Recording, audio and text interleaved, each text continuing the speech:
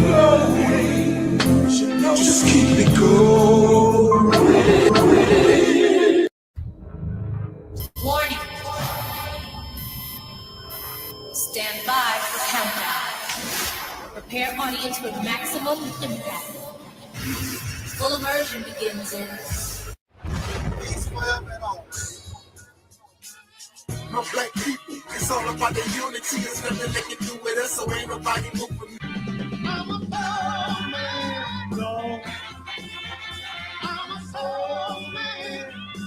Yes, sir. I'm a soul man. I'm a soul man, Lord. You couldn't be so. You couldn't be so. You couldn't be so. You couldn't be so. They see something that I don't see. What can you learn from a bum, Omar? Shamsuddin? What I learned from a bum, maybe is what not to do.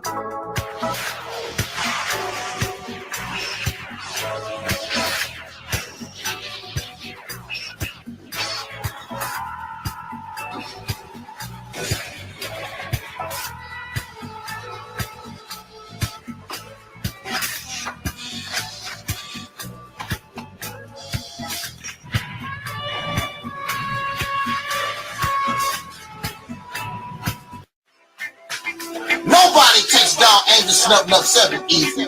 There's a reason why, after 100 channels destroyed, Angel Snuffing Up 7 is still here. There's a reason, but you don't take me seriously.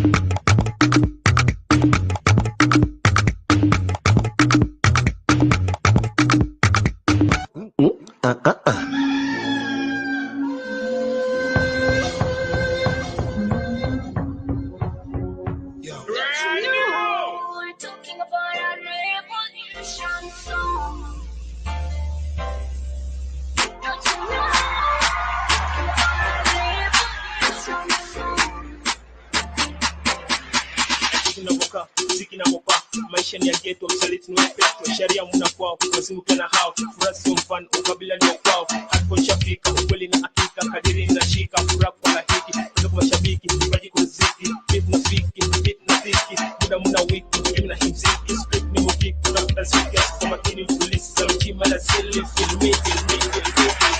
Don't you know, we're talking about a revolution song.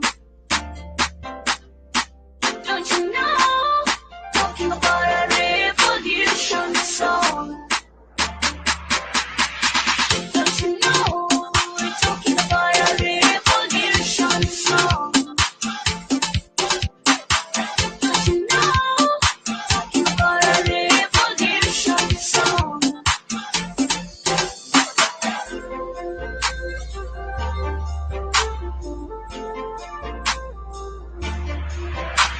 Wabami, I was mezani, I wore that, already kamezali, kamencheka, kokotebo, champagne, kombe mezani, mambuske jani, pass me puff, then ongezea majani, kwani kuna mflatani, hey, hali gani, wako hali mojuti, hali hatari, take beat plus upindo mandhari, atilata from far, wanalampa vidole, me beat so sweet, then piga vidonge, high five, why lie?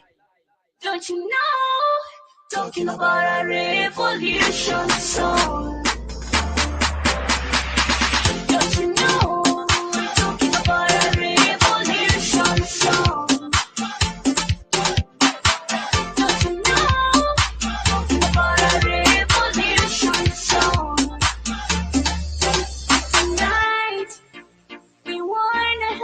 time of our life. We're going people all over the world.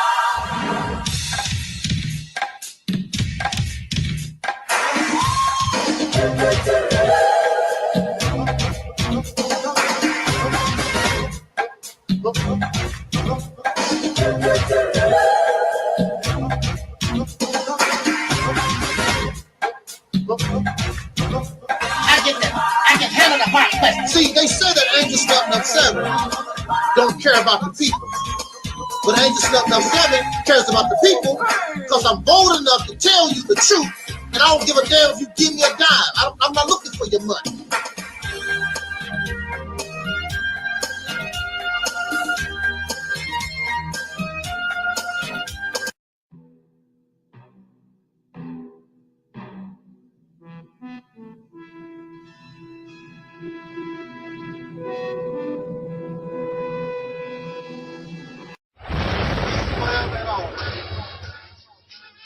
My black people, it's all about the unity. There's nothing they can do with us, so ain't nobody. We are in a state of emergency. Prejudice. Wrote a song about it? Like to hear it? Here it go. Free your mind. It's so closing. Just keep it going. Hey, Angel Snuff 7. What's going on? Oh man, y'all go over there and subscribe to our brother Angel Snuff 7. This man has overcome some stuff that I don't think the average individual could overcome and fight their way out of. You're a true warrior. I got a lot of respect for you. I know you done been through a lot of stuff on YouTube, but these people could not walk in your shoes and come out. They couldn't. Angel Snuff 7, y'all. Make sure y'all go subscribe to his channel. I'm telling y'all, this man is like a real warrior. Like, he's a fighter, the real kind, not the one that just be talking and running their mouth. The one that really fights and keeps going and going and going. Even when even when the chips are down, you got people that get up, dust themselves off, and keep going. That's what Angel Snuff 7 does. It's so closing. Just keep it going.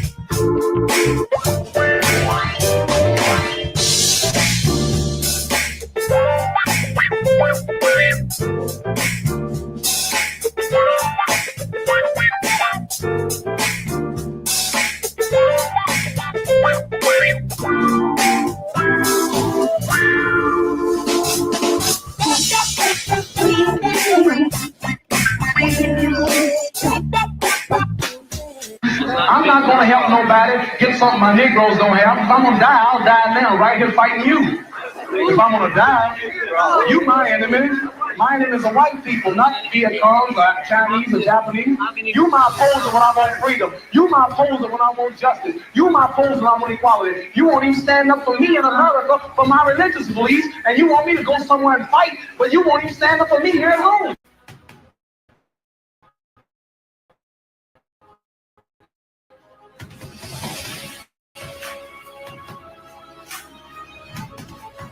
No, I'm a man who believed that I died 20 years ago. And I live like a man who is dead already. I have no fear whatsoever of anybody. It seems to me that white America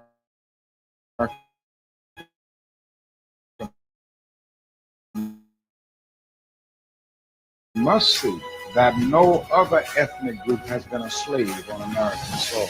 America faced no land, and at the same time, America was giving away millions of acres of land in West and the Midwest, which meant that there was a willingness to give the white peasants from Europe an economic base. And yet it refused to give its black peasants from Africa, who came here involuntarily in chains and had worked free for 244 years, any kind of economic base. And so emancipation for the Negro was really freedom to hunger. And when white Americans tell the Negro to lift himself by his own bootstraps, it's a cruel jest to say to a bootless man that he ought to lift himself by his own bootstraps.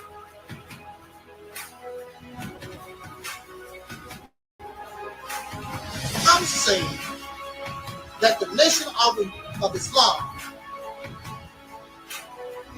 should evolve into what we call the Realist temple on earth.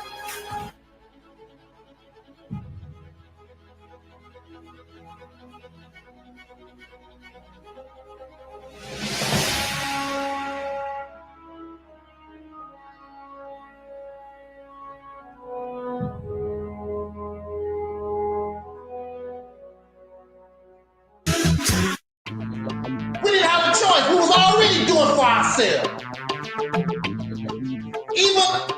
Even with all the oppression, we were accomplishing things far greater than the blacks have done.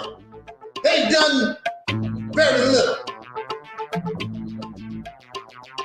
except bring you the teaching, the belief, because that's all teachings is. I believe. We don't need to believe no more. We need to know.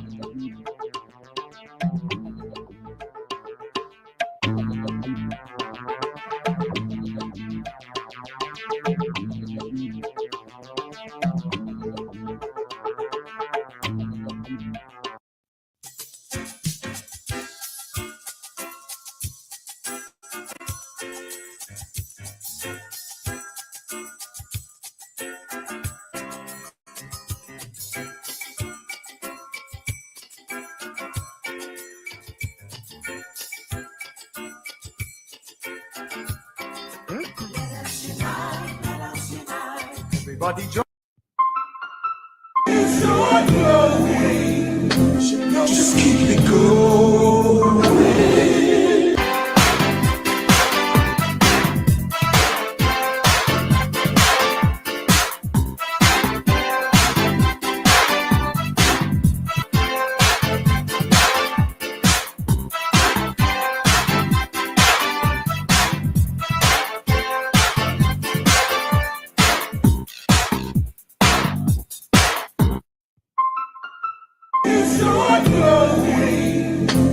Just keep it going.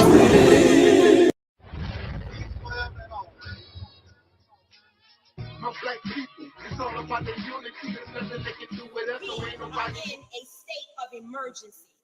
Prejudice. Wrote a song about it? Like to hear it? Here it go. Free your mind.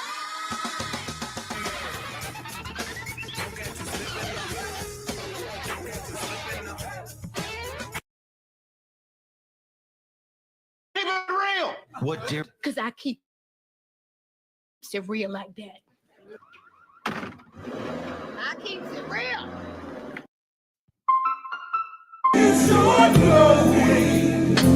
Just keep it going.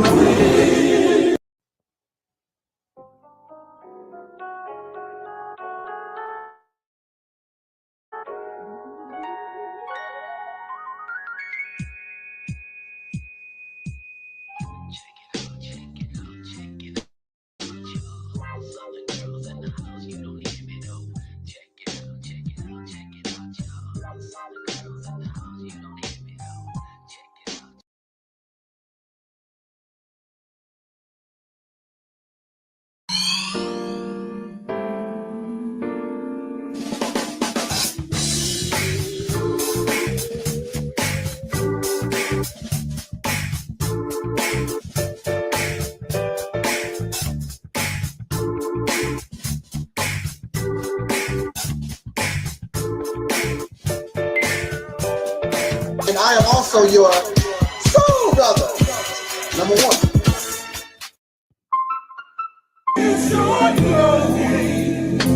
Just keep it going.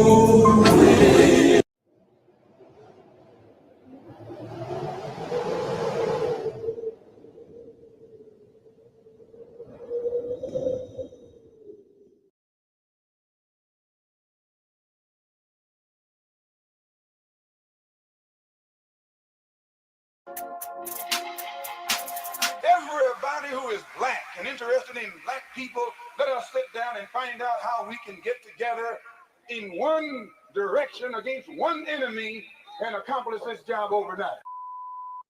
When soul singer and black activist Sam Cooke wrote the lyrics to his song, "A Change Is Gonna Come," it was very direct and to the point.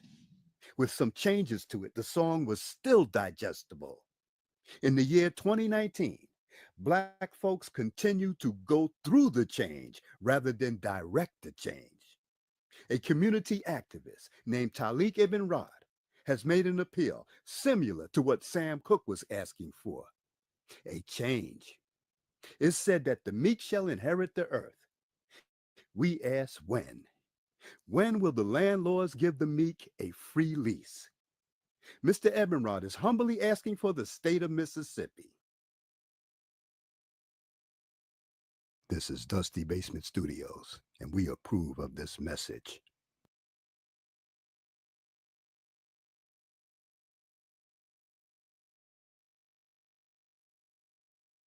Right. Bro, you a genius. I ain't gonna lie. This is like, bro, you was a genius. I swear. You're gonna go down like a Elijah Muhammad or a Malcolm X with this one. You finna go down in history with this one. I swear to God, bro. Well, I'm their child. You know, we all their children. Yeah, but bro, you know, you your own, you different, bro. I mean, to think of that. I mean, bro, this is genius. Like, I don't just say stuff just to be saying it. Like, I swear to God, bro, you are really on something to come up with this. I don't know how you came up with this. But Charles Blow talks about the fact that if you really want black power, consider going into 6 states. Now, I'm going to combine this with what the Honorable Elijah Muhammad told us as it relates to get states that you control. And so when you look at the idea of returning back Louisiana, as far north as Maryland, Alabama, okay, the Carolinas, there's a lot of black folk. Mississippi is the largest state of black folk. More black folk in Mississippi than any other state in the 50. And so if we were to do that and go into our own, become our own senators, we would up the amount of black senators immediately, Congress people immediately. We would up, and by the way, when you run in the state, when you run in certain things, you don't have to ask nobody for reparations. They give you reparations. Something we can do. This is doable. The Mississippi campaign represents everything that you claim that you want. The beginning of an all-black independent nation, the ability to control your own resources, your politics, the law, be able to do your own thing for a change, create an economy, create and produce goods that Africa or anybody on the planet would want. You're fake, you don't want to do nothing. 3 hours.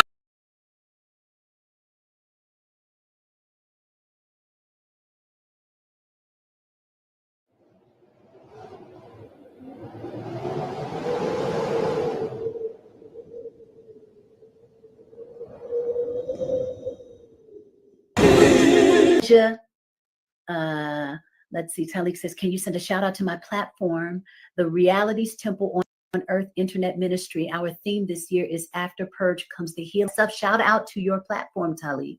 All the best to you guys with continuing to stretch in perspective, to stretch in what is possible, and to continue to bring healing into the space of yourself and others. Yes.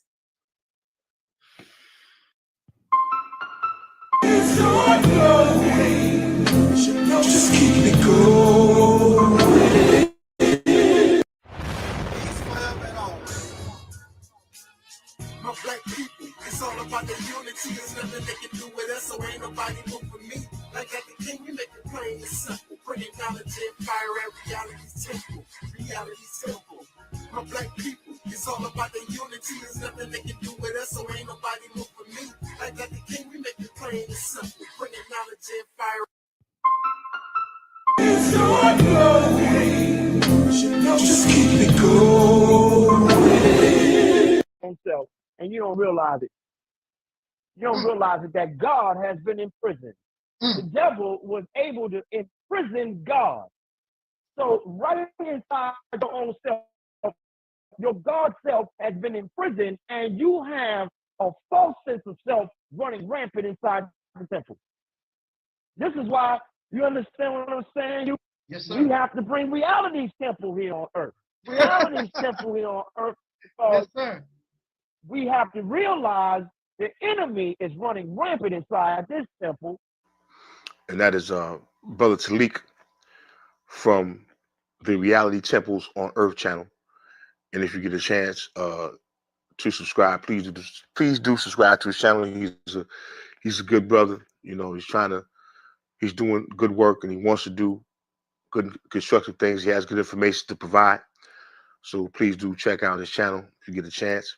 My brother Angel Snub 7 at the Realities Temple, and to give props to him, because I listened to all of Angel Snub 7's videos. I think that he comes from a different angle, and there's a powerful message in a lot of the videos that he put out, and I try to catch all of them. I look at him as a free thinker and a person that's willing to challenge those of which he don't agree with or which he may think differently from, and I really respect him for that. He's challenged KNBS, and he has also challenged the Black supremacy movement as well. And I have nothing against that, because that which cannot be challenged cannot stand, and will not stand, and will not survive the test of time. How many challenges we can withstand will determine how long we will be able to stand. It's so glowing. Just keep it going. You couldn't be so. You couldn't be so. You couldn't be so.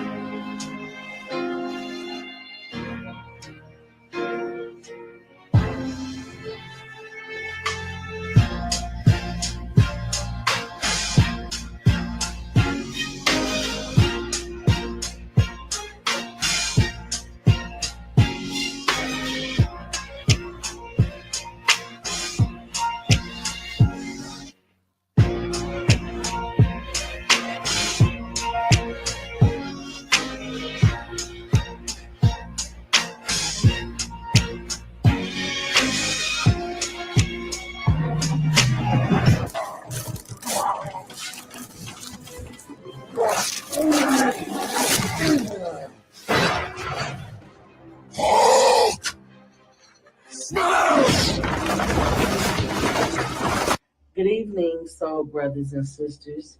This is Tangi Cox, the Black Sheep, and I am propositioning you to entertain just a little while of being in reality.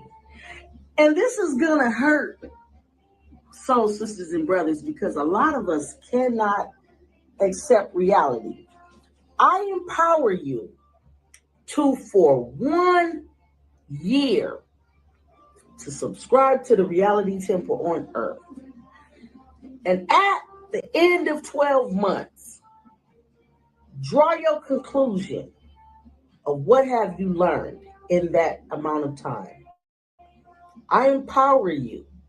You will never, ever, ever think, feel, or entertain nonsense ever again, period. I would like to see my soul sisters and brothers awaken.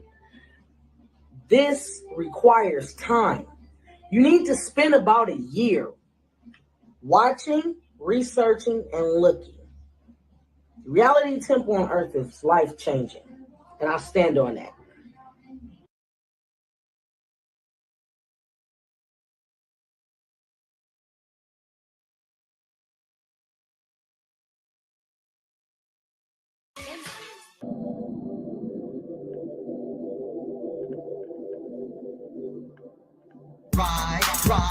Ride, let's get this party started. Ride, let's get this party started quickly. Let's get this party started quickly. Let's get this party started. Ride, let's get this party started. Ride, let's get this party started quickly. Let's get this party started quickly. Let's get this party started. Ride, let's get this party started. Ride, let's get this party started quickly. Let's get this party started. Ride, let's get this party started. Ride, let's get this party started quickly.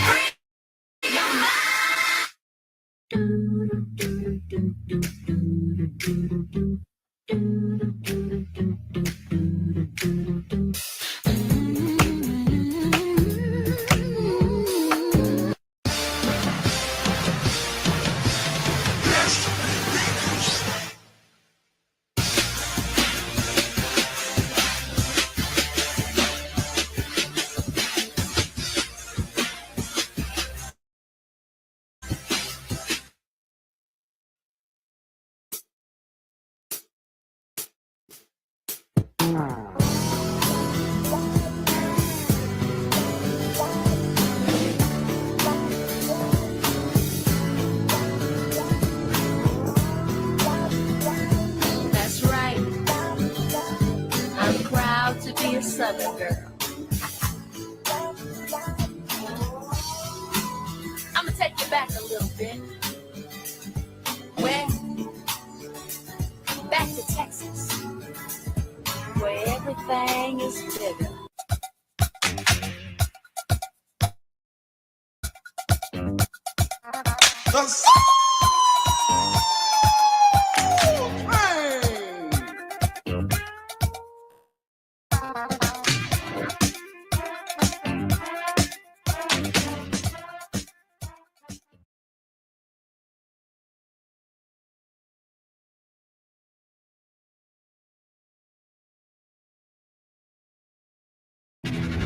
The game begins in 3, 2, 1.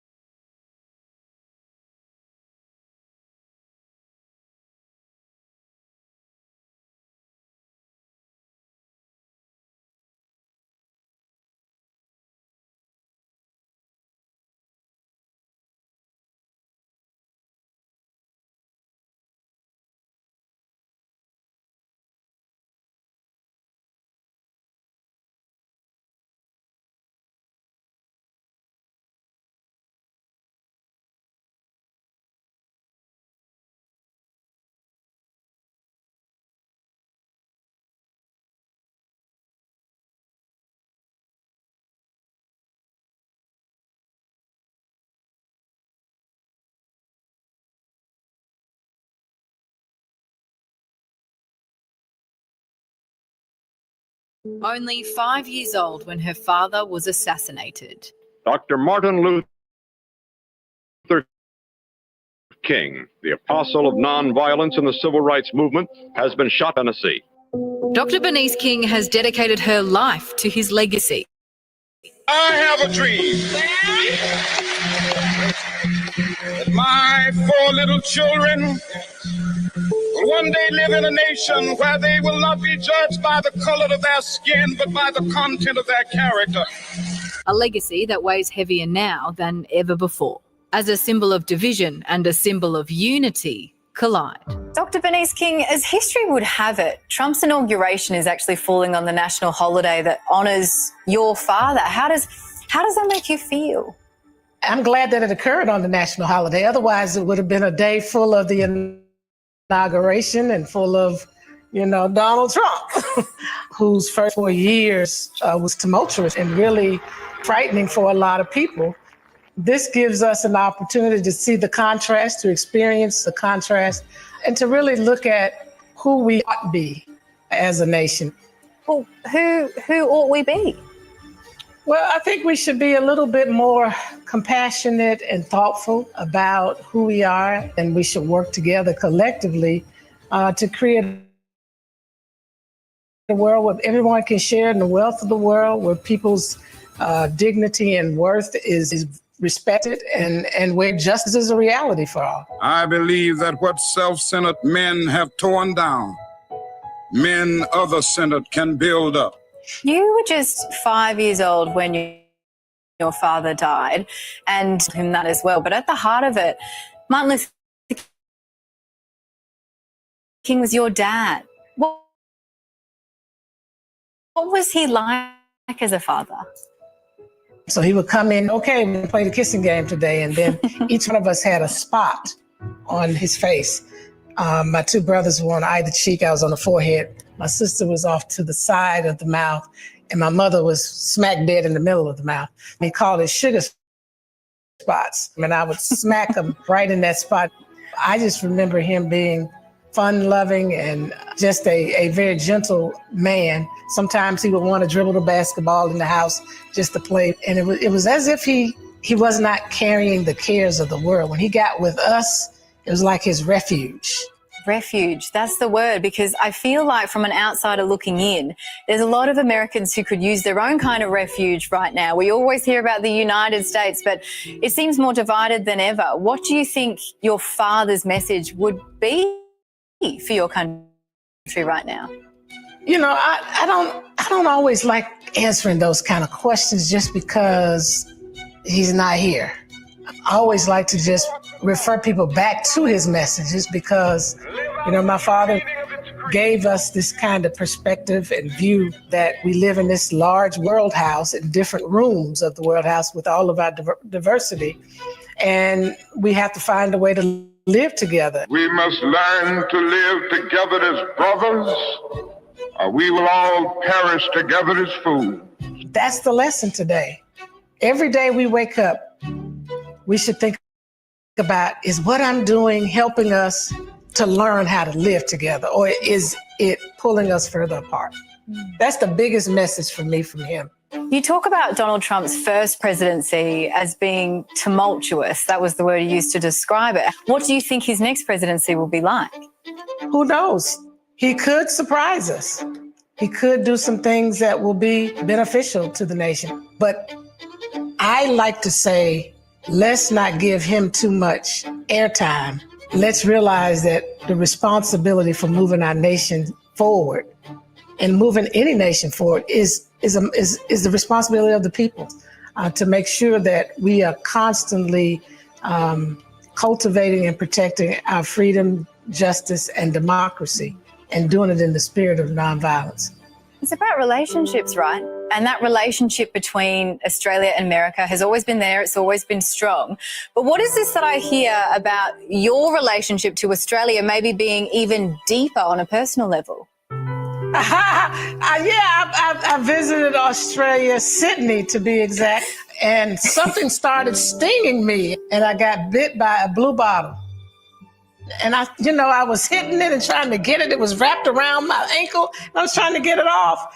And when I finally got disconnected from it, a gentleman, an Australian, came over and said, hey, you need to go get in the cold shower quickly because it could be very dangerous. So I was like, oh my God, he saved my life. So an Australian saved my life, and that's why I'm sitting in this chair today doing this interview. Oh, see, we are always happy to be a little part of your story. Dr. Bernice King, it was really wonderful to chat.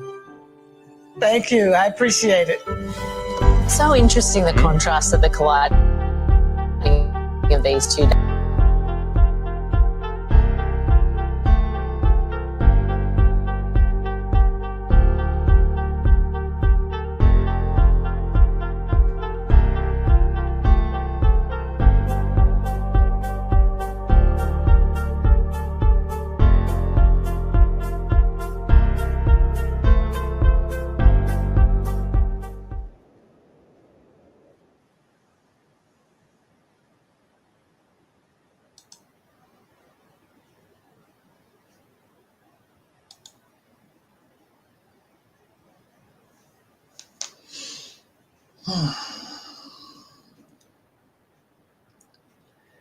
In the name of my ancestors,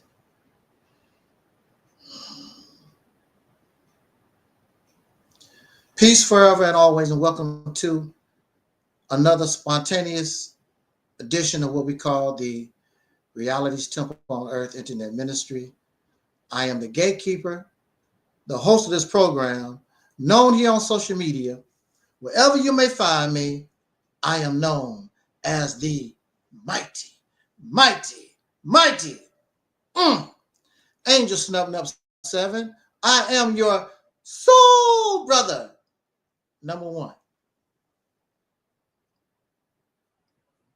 Again, welcome to this spontaneous broadcast.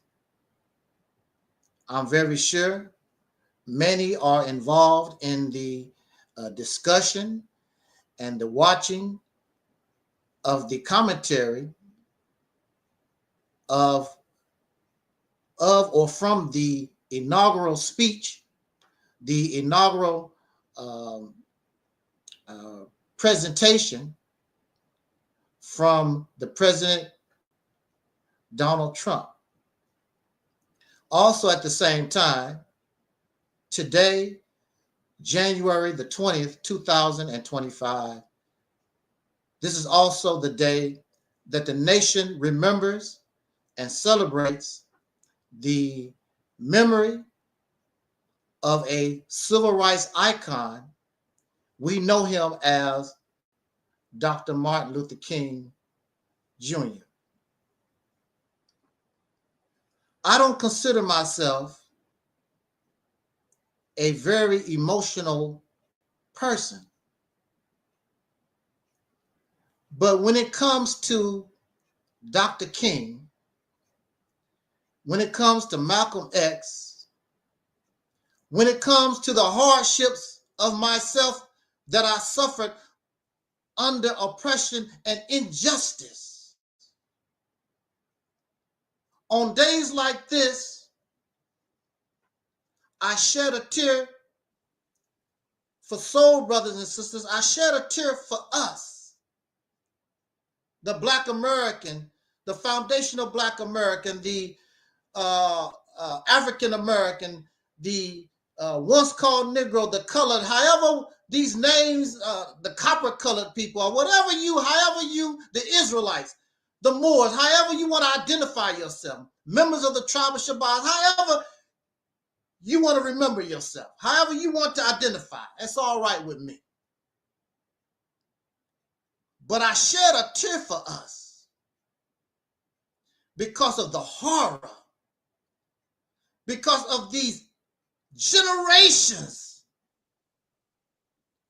of evil that we have to endure, struggling, trying to find our way in this world. And we have yet to find our way. We cannot even come together and say, this is our identity. we're identity confused.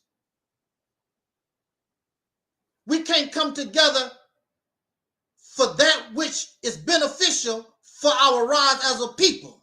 So many selfish folks only looking out for what they want,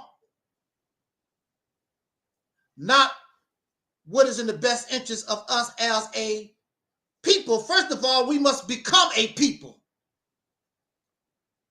We will never become a people when those in the East doing one thing, those in the West doing something different, those in the South doing something different. You'll never be able to accomplish nothing until you become a people. So we're nothing but feral slaves running around the nation, running around in this atmosphere with no place to go, except, as usual, where our massa wants us to go. Somebody else control our destiny. Somebody else tell us who and what we are. Somebody else tell us. So many black men decided to vote for President Donald Trump for whatever reason. And we're going to see what Donald Trump, because Donald Trump knows that this group of black men supported him and they voted for him. What is it that they always say? One hand washes another.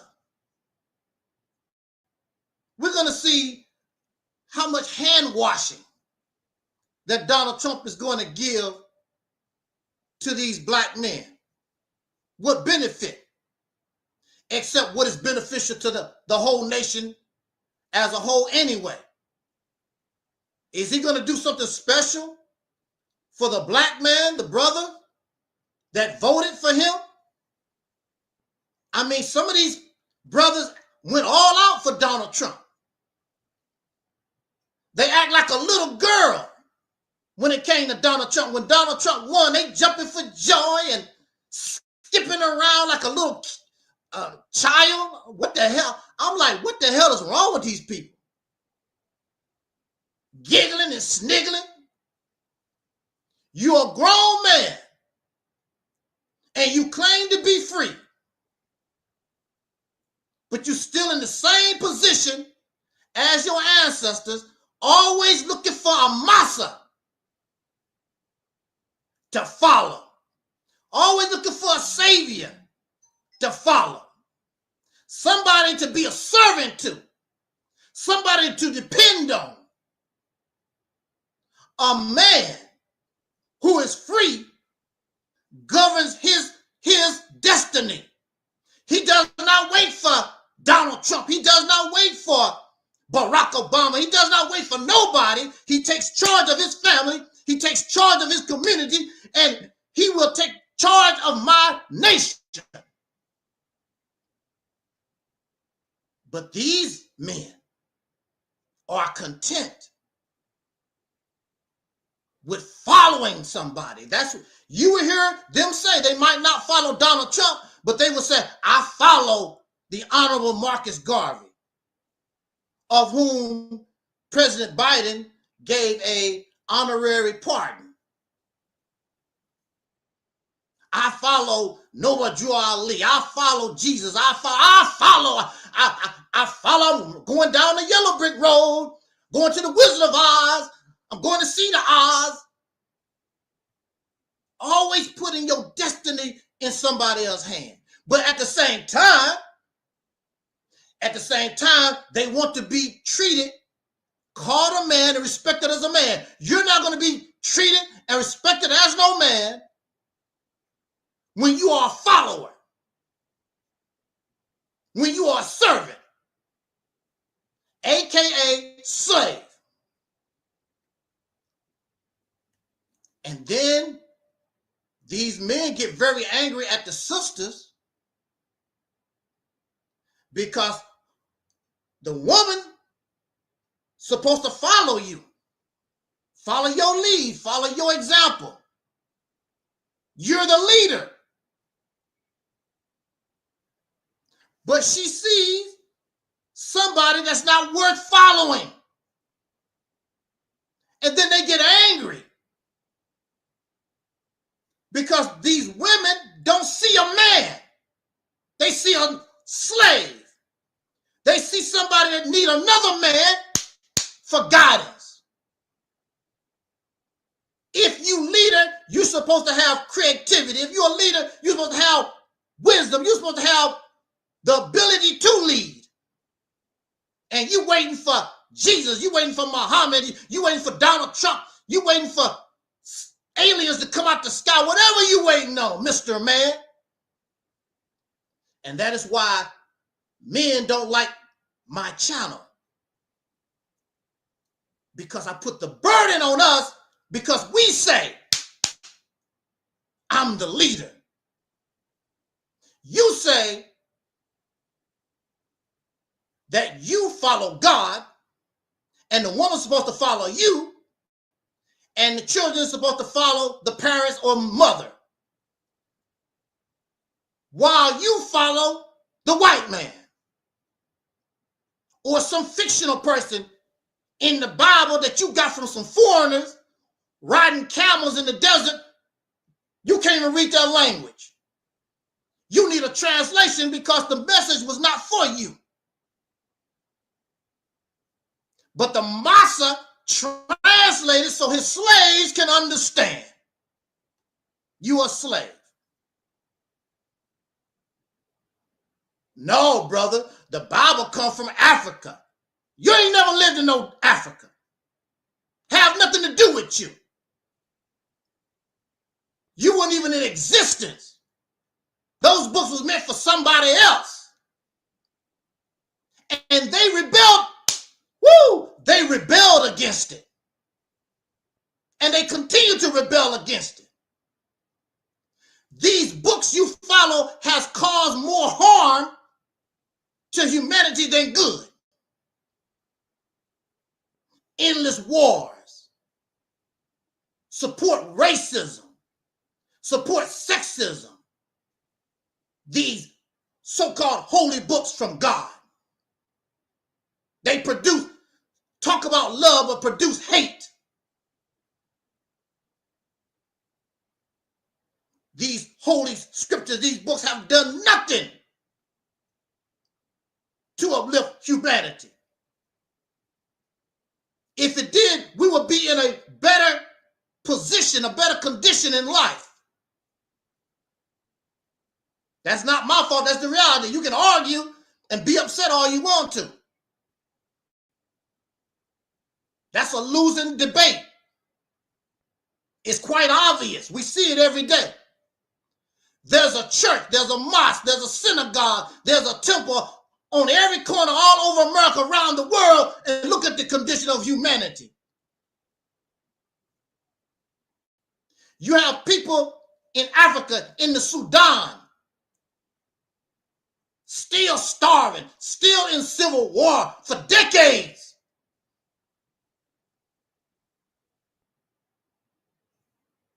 How many just died in Gaza? How many have died in Ukraine? But you have all these peace-loving people who believe. And one of the first commandments is, thou shalt not kill. And the only thing they have done, these so-called believers, is kill. And those who claim they believe, when they are given the order to kill, you go out and kill.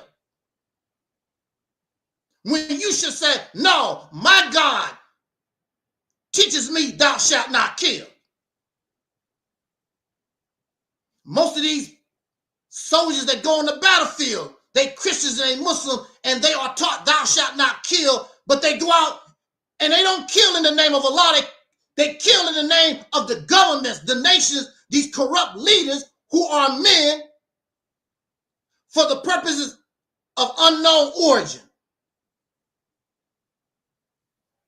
You're more scared of them than you are of your God. That's reality. So somebody needs to hold black men accountable. And you ain't gonna listen to no women. You're not gonna listen to a man, but your argument grows weaker when a man speaks. You happy to call a woman out of her name and attack a woman, but then a man come and tell you that you gotta straighten up. It's a different ball game. Then you run like the sissy that you are. You want the praise. You want the credit and the benefits of being Mr. Leader. But you don't want to earn it.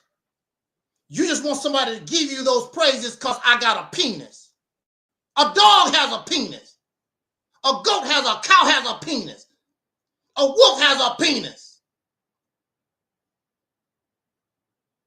And even they, in their group, you have to earn to be top dog. But you want somebody, here you are with your nose all up in Donald Trump's backside. And you want somebody to respect you. And you're a booty sniffer.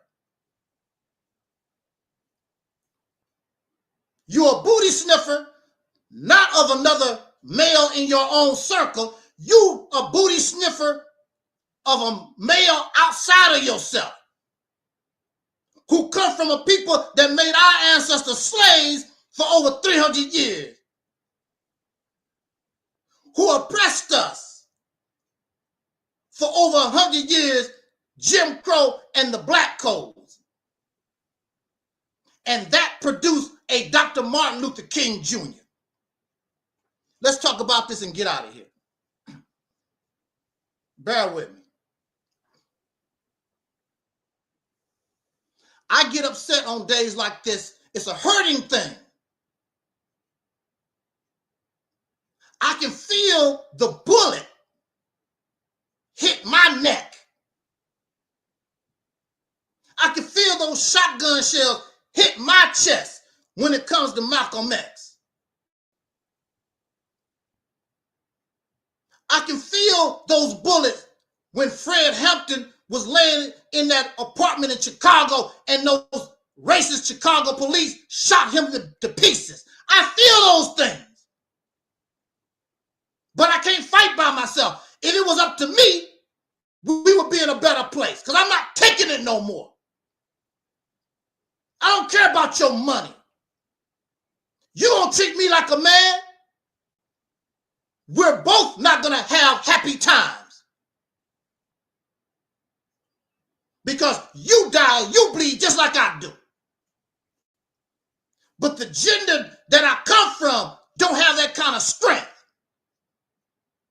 They're docile when it comes to the enemy. Some of them talk like they're going to do something. They're not going to do anything. Haven't done nothing since the death of Dr. King, over 50 years.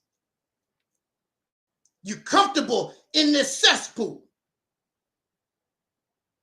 because my gender is docile, waiting on a savior, trying to follow dead people. You can't follow Malcolm X. He's gone. You can't follow Dr. King. You can't follow Noah Joe Ali. And the ones that's alive you trying to follow are incompetent. They have no idea what they're doing, just talking some trash. I can say that because time supports what I'm talking about. They have produced nothing except send me a cash out. A bunch of pro-black conscious beggars. And you happy with that because they're like you. Because that's what you are. A comfortable pharaoh slave. A beggar. Waiting on massa. Waiting for somebody to come and do something for you. But I understand. Because it's difficult It's hard being a man in this racist society. But no more excuses. Because Dr. King and Malcolm and all our people before us have put us in one of the best positions ever. You want to pretend you're a freedom fighter. You want to put on this illusion. I'm sick of it. You're not real. And a lot of the sisters, they know that you're not a full functioning man. And unfortunately, the women, they're trying to be good to you. They're trying to comfort you with your little accomplishments, your little tiddlywink stuff. And when you cry, oh, it's so much against the black man. Yeah, baby, I know. The black woman, here go mama, let me put you on my breast. You fall down, you're a grown-ass man, and you want the black woman to kiss your little knee. Life is so hard for the black man. It's always going to be hard. That's why you got to get tough. What is it, that old saying? When times get tough, the tough gets going. You can't get going being weak. When the challenge comes, you got to stand up and be tough. These folks, they want somebody to baby them and cuddle them. I don't do that. That's why they don't like me. These men get away from me real quick because I hold us accountable. I have to hold us accountable because you call yourself the leader, the head of the household, the head Negro in charge, Mr. Protector, Mr. Provider. You don't provide a damn thing. You don't protect a damn thing, but you want the benefits. I don't do that. Not to make mockery, but you have somebody like Dr. Umar Johnson building a school for the last, 12 years or so? Like, damn, are you serious? And you accept that. They accept that. There's only 12. It might take 20, it might take 100 years. You gave this man thousands, millions of dollars. If he died today, that's the end. Who's going to build the school?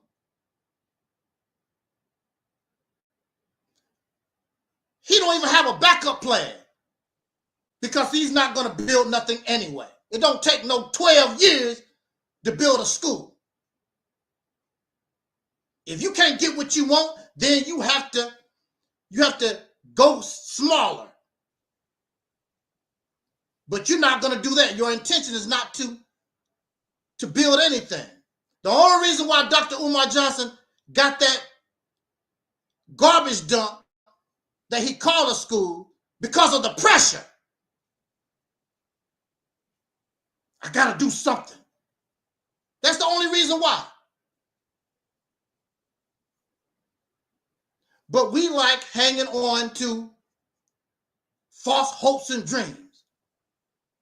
The children that's supposed to go to the school are adults with children of their own. We accept this. That's unacceptable.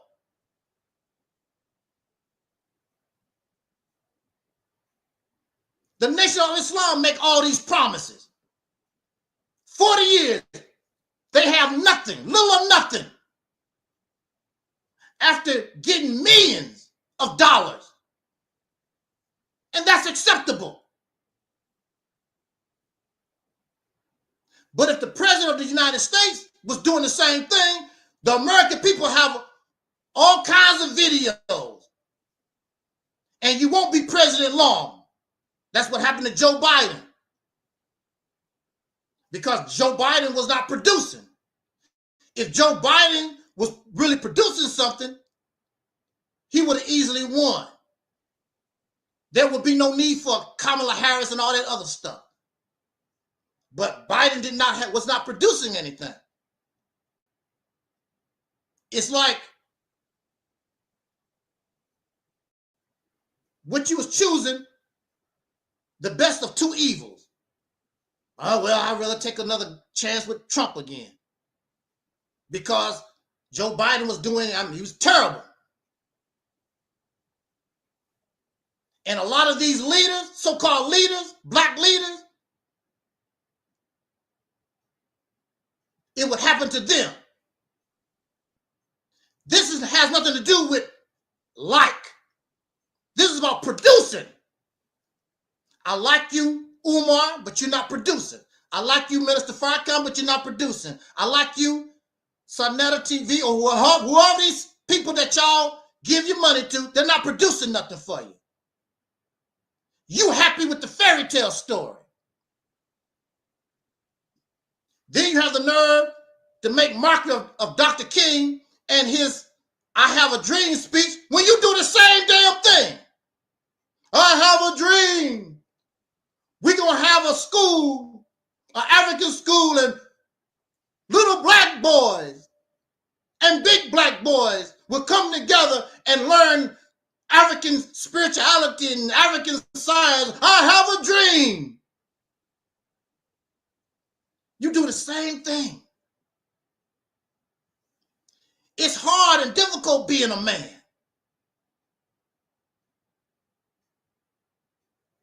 I understand.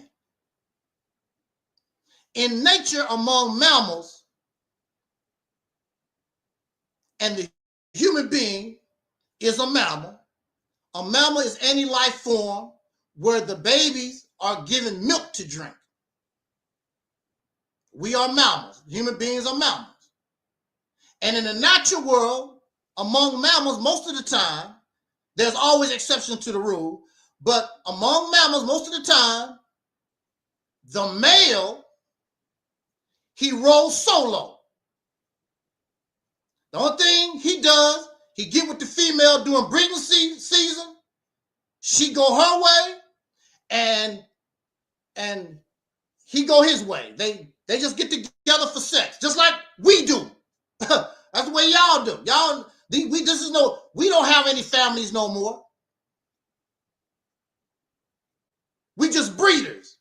You go get with a woman, get her pregnant, you go your way, she go her way. There is no family. So the male either rolls solo or he stays among the females, which create a family. His job is to provide and protect.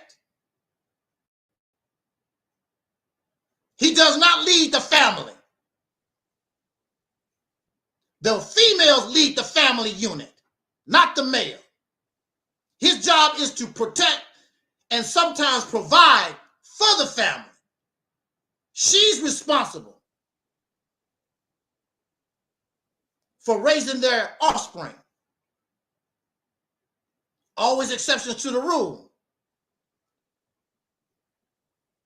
In gorilla life, the male is the leader, but he still don't raise the family. It's the females. In our patriarchal society, what has happened is the male wants all the glory. He wants to be the leader.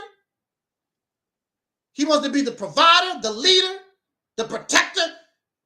He wanted it all. And man has become so sick. They are in the biology room, these scientists, trying to find out how you can put a uterus in a man so men can have babies. This is how sick the men have become. You want it all. You don't want to give no credit to no woman. I want it all. Because you think that her role She gets all the accolades. But she's the one that carried the baby for 9 months. She's the one in the natural world that feeds the baby. She has more of a connection to the child. And men are jealous of her connection with the baby. You want it all. That's sad. It's a sad thing. When you should be content with your role as a male. Protect and provide. And lead the family right if you're a leader. In our circumstance, in our situation, the man has failed. It's not your fault. We're going to talk about it. It's not really your fault. You're trying to copy white people. You're trying to copy some Arabs. You're trying to copy. You don't know what the hell you're doing. We live a confused life because these role models and these things did not come from us.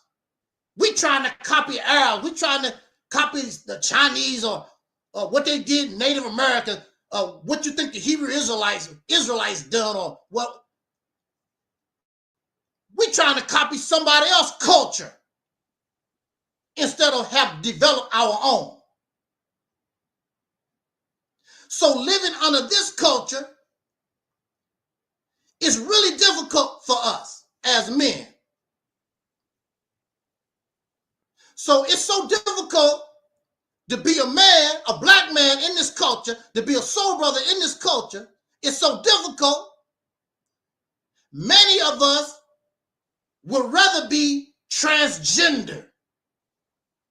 Because if I'm transgender, you don't have to live up to the expectations of being a man no more.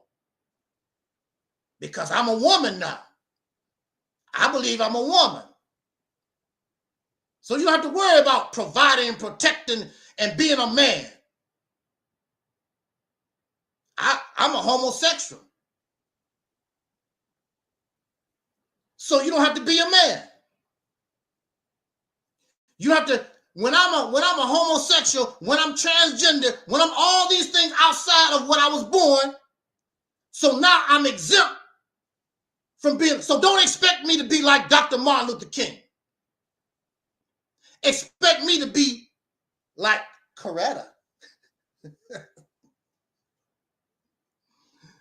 But even Coretta was strong. But it is the male, it's the man that's supposed to be the provider and the protector. He's the one that's supposed to be the leader. Coretta Scott King walked with her husband, but she stepped back because he's the leader. And he was a competent leader. He led to the best of his ability. He was only 39 years old. Malcolm was a young man. Huey P. Newton was a young man. Fred Hampton was in his 20s. They was babies. But the circumstance, I got to grow up fast now because of the circumstance. Like some of you was born in families and you couldn't be a child. You had to learn how to be an adult real quick because it was about survival. So we had these young men. They never fought a government. They don't understand. Only thing they knew is we are being oppressed. I got to get this sucker off my back. They didn't know. Have no idea what they was dealing with. So if I'm transgender, if I'm homosexual as a man, or bisexual, or trisexual, or some of these other new stuff that they got coming out, I no longer have the responsibility of being a leader of nothing. I no longer have the responsibility of being a provider and to protect anybody. But it's not our fault. I'm not saying it's all our fault. Here we are, our ancestors was 300 years or more on a slave plantation. You was denied and have no idea of what a full functioning man is supposed to do. 300 years.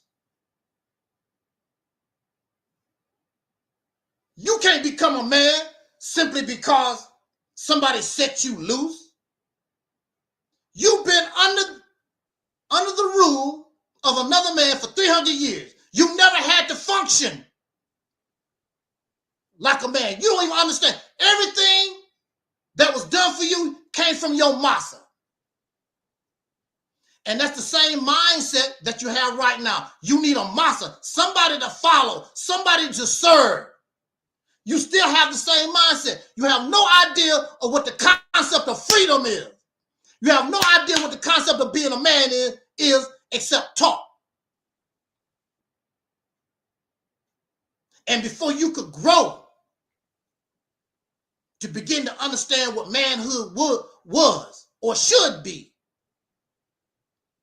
they murdered our leaders who was growing every day. We're going to put an end to this. So it's lots of pressure on black men. And we must be held accountable. When we go to McDonald's and something is wrong, you don't ask for the person on fries. You don't ask for the cashier. You ask for the person in charge. I want to see the manager. That's what you say. Because the manager is the one that's held accountable for the restaurant. If we are the heads of household, if we are the leaders, and things is going wrong, then who is supposed to be held accountable? It's not the black woman. It's the black man. Because you say, I'm the manager. Now, if McDonald's is turning a profit,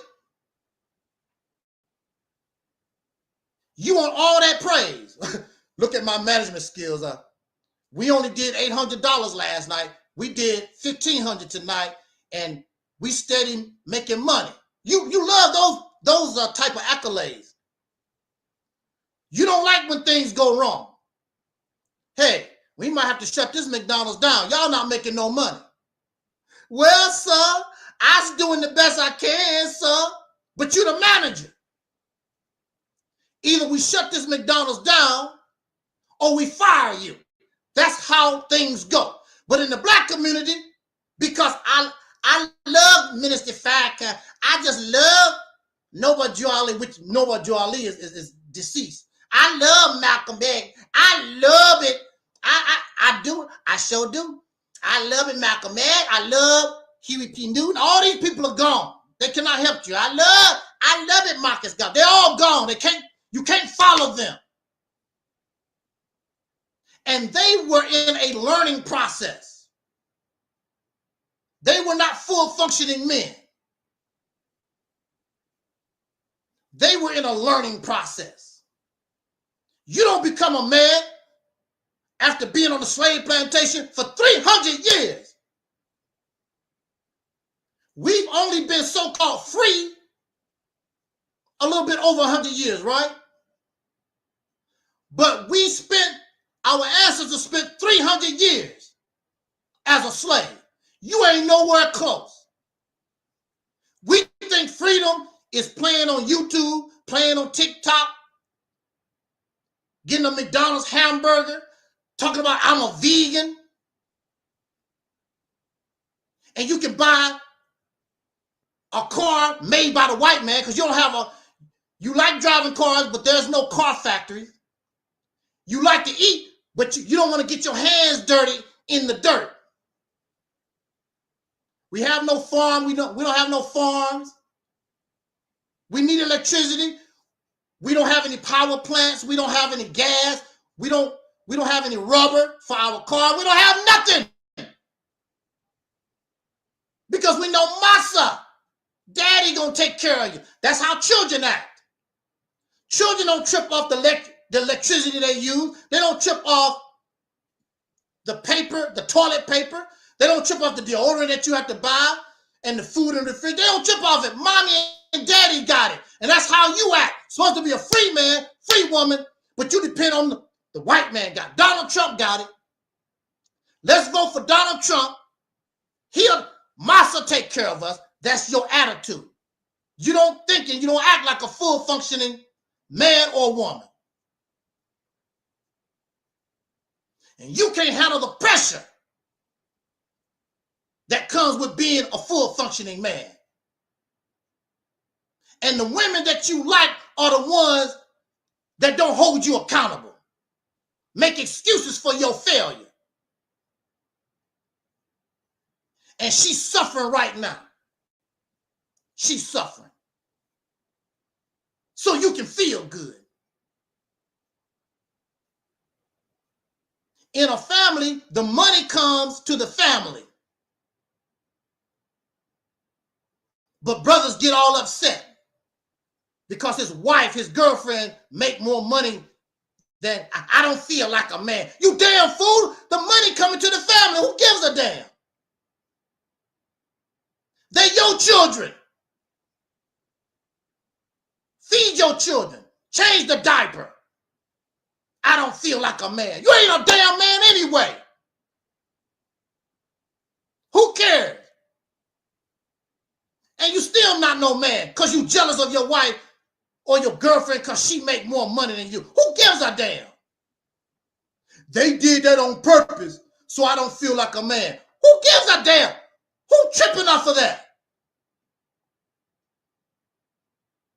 Sometimes, the majority of the time, female lions go out and get the meal.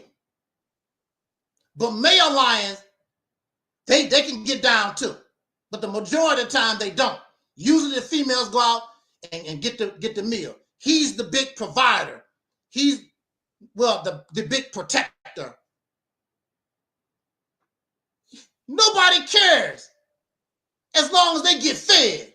Whether the male lion gets the food, whether the females get, nobody cares. Your silly ass. Who gives a damn? It take a man to say, go ahead, honey, make our money. I got your back. I got the children. I got us. Who gives a damn? Your ego, because it's filled up with all this fanny and fiction. That's a leader. A leader can say, look, I'm not getting the job done. Brother, sister, could you step up? I know y'all like me and everything. I'm not getting the job done. That's leadership. If I can't drive the car, then let somebody else do it. That's a real man. That's leadership. But we're not like that. The sucker driving the car in the ditch. I like him. Y'all going in the damn ditch. But you don't mind going in the ditch because I like so-and-so. You like his personality.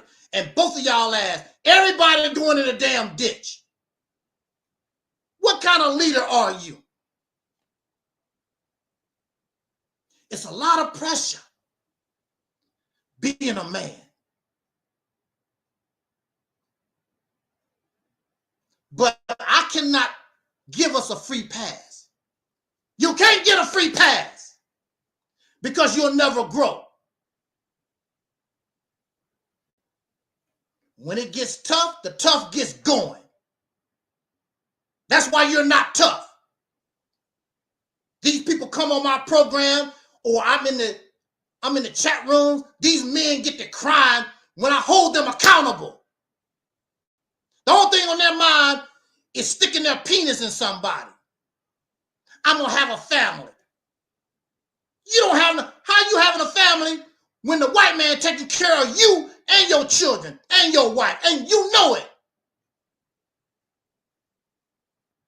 You don't produce nothing.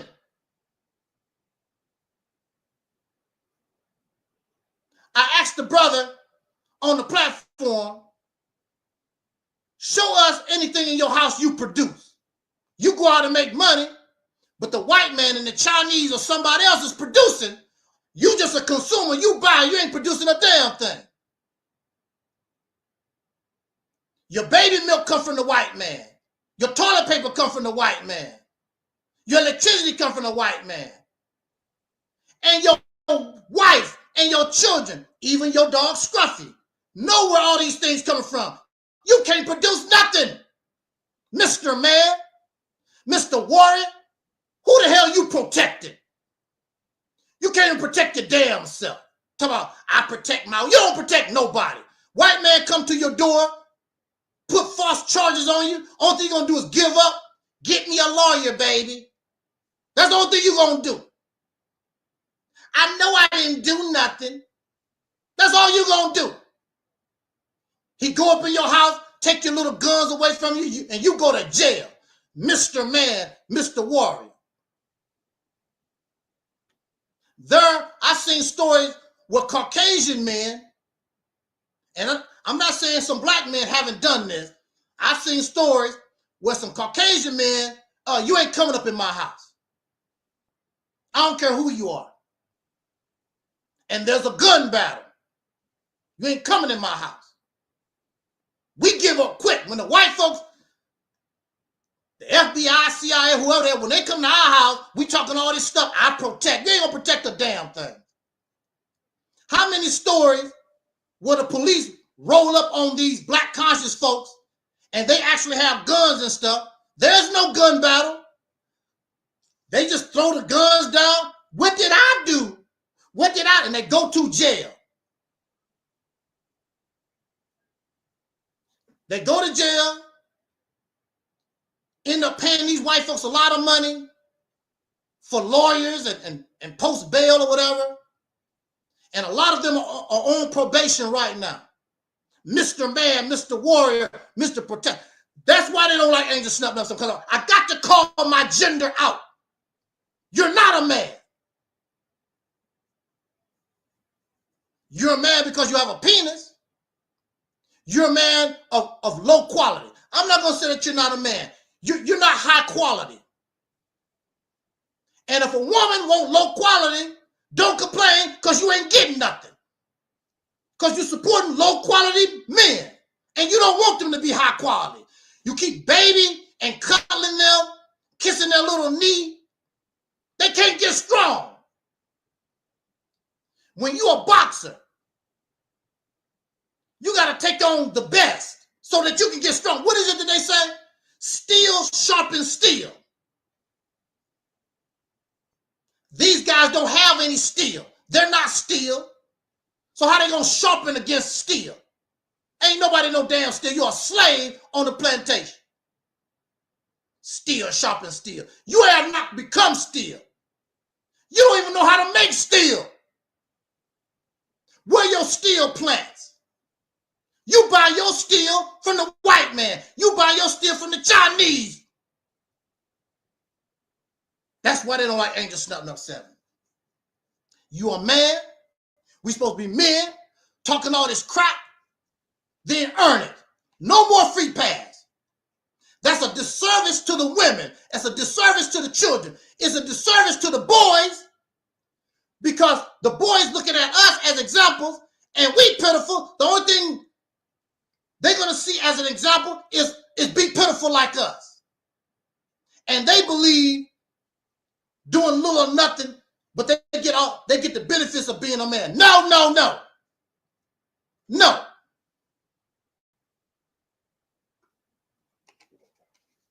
That's why we don't have nothing. So 300 years, a slave on a plantation. Then over 100 years of Jim Crow and the black codes. You did nothing, really, in 100 years. Then in the 1960s, you begin to see the rise of people like Dr. King and Malcolm X and others. Because you prayed for them. You said that you prayed to God for Dr. King. You prayed to God for these leaders. And then when they show up, you don't support them. You hate them. You like them now because they dead. You like Elijah Muhammad because he's gone. You like Malcolm because he's gone. All this support, all this love. Those people, when they were alive, there was nobody loving them like that. Many black people did not like Dr. King. They did not like Malcolm. What was it? The preacher didn't even want Malcolm's funeral in the church. Here you are talking all that I love everybody stuff. We want to have Malcolm X funeral at oh no. Don't bring that. Oh no. What about the love of Jesus? Oh no. Don't even like them. So your rejection of me don't hurt me because I understand. I know why you don't like me. It's nothing personal. I'm asking you to do too much. You comfortable in the damn cesspool. So the white man, the racists, the enemies, they found a slick way and they crushed the rebellion, the civil rights movement, the so-called Black Revolution. Murder your leaders, kill the head and the body falls. Easy concept. Somebody should have been able to keep Malcolm X's organization going. Nope. When Malcolm died, that was the end. When Dr. King died, that was the end. When Elijah Muhammad died, that was the end. When Marcus Garvey got deported, that was the end. When the leadership of the Black Panthers went into confusion and they died off or whatever, that was the end. Kill their head, that's the end of it. Dr. Umar Johnson died, that's the end of the school. So either they kill us and there's nobody to take their place. Here we are acknowledging the 47th president of the United States. If something happened to Donald Trump, the beat goes on. In the history of this country, presidents have been assassinated. Some of them have died off of natural causes. The country keeps moving. But in our case, when our leadership died, when something go wrong, that's the end. How old is Walmart? What was his name? Died a few years ago, the CEO of Apple. And he died. We still have Apple. Apple didn't miss a beat. They kept rolling.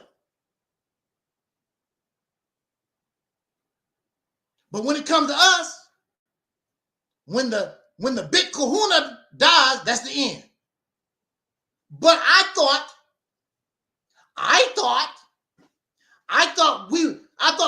black men was leaders. If you're a leader, then somebody should have easily took up the baton and kept leading. No, you fell apart.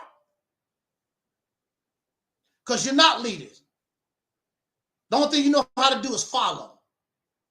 Only thing you know how to do is yes, sir, no, sir, yes, sir, yes, sir, no, sir. That's all you know how to do.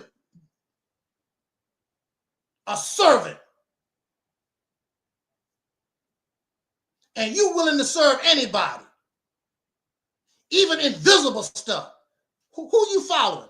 Right over there. I don't see nobody. Right over there. Where they at?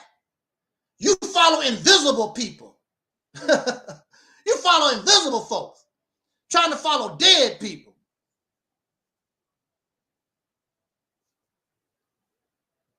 So they come together. And we come together January the 20th, 2025, the same day as the inauguration of Donald J. Trump for the second time. And we come together, they come together for the celebration of Dr. King's life. So usually when you celebrate a birthday, people give gifts. I wish you a happy birthday. I'm going to give you a card. We go out and we buy a gift. Happy birthday to you. What is the gift that we give Dr. King? So far, the only thing I've ever seen, they built a statue. They put a rock in the state capitol. They molded a rock in his image. Have they done anything? Have they acted on the principles that the man lived? No. Have they accomplished anything? Have they made his teachings and what he stood for any progress? No. Because the leader is dead. And the only thing a slave know how to do is wait for another massa. That's the only thing a slave know how to do. Because you're not leaders. You don't provide. You don't protect. And this is acceptable. This is acceptable that we celebrate this man's birthday every year and give him nothing of substance. Nobody can stand up and say, Dr. King, thank you for what you've done. Look at our nuclear power plant. Look at our farm. Look at our state that we took control of. You have nothing to celebrate. You have nothing to celebrate. You ain't done a damn thing. But this is acceptable to slaves. See, my channel is not a slave channel. And when I talk, I include myself. But the difference between you and me is that I will acknowledge it. I confess it. I don't want unearned credit and praise. If I don't earn it, I don't want it. If I'm not producing something, I would tell you. I can't produce nothing. I don't sell false hopes and dreams. I don't care about feeling good. Because the reality is you're living bad. This is not acceptable. This man sacrificed his life. He didn't have to do nothing. He could have just had his family and live his life the way y'all do. This man decided, and many of our other brothers and sisters decided to sacrifice their own personal wants for us. They're the real Jesus, not that sucker that y'all got on these church walls. Jesus is more than one person to me. Jesus is Dr. King. Jesus is Elijah Muhammad. Jesus is even Louis Farrakhan. Jesus is Jesse. Anybody that tried to do anything for us. I don't care what it was. They tried.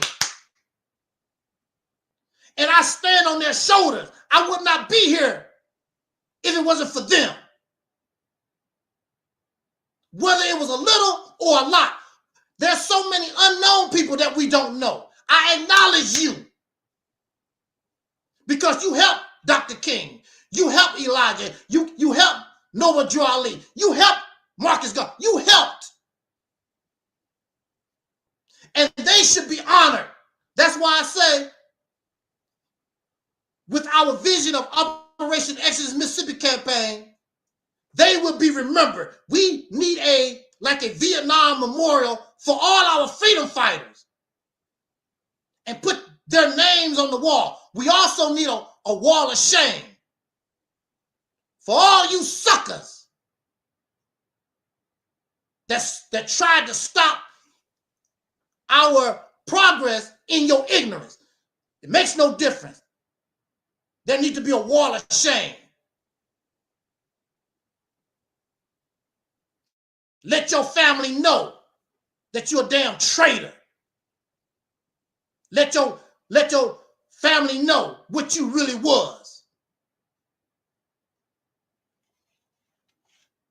These things are not acceptable. And men, this would not, if you was full functioning men, these things are not acceptable.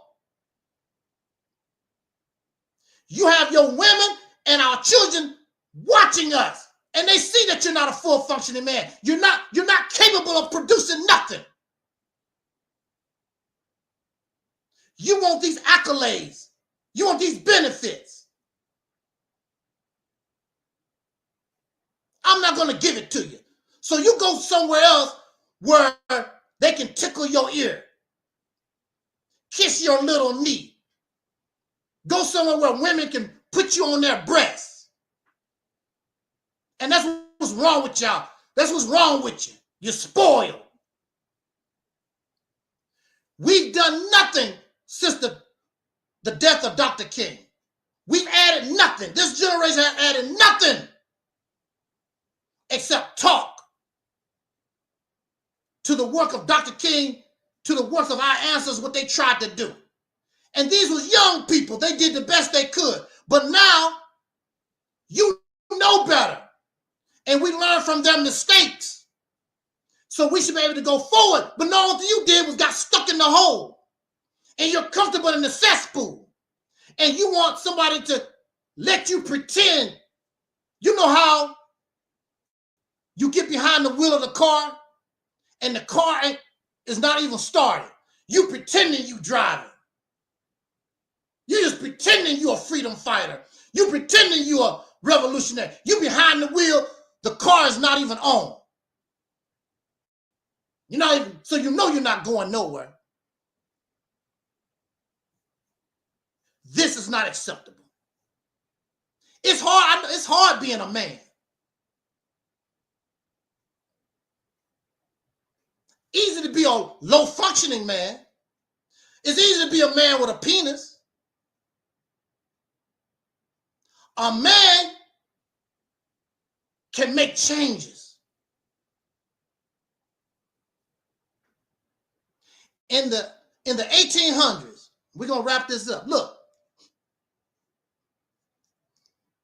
In the 1800s,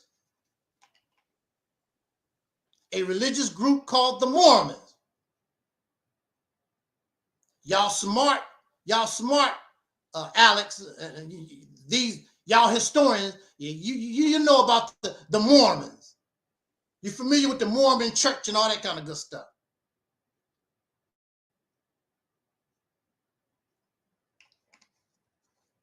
The Mormons was highly crucified.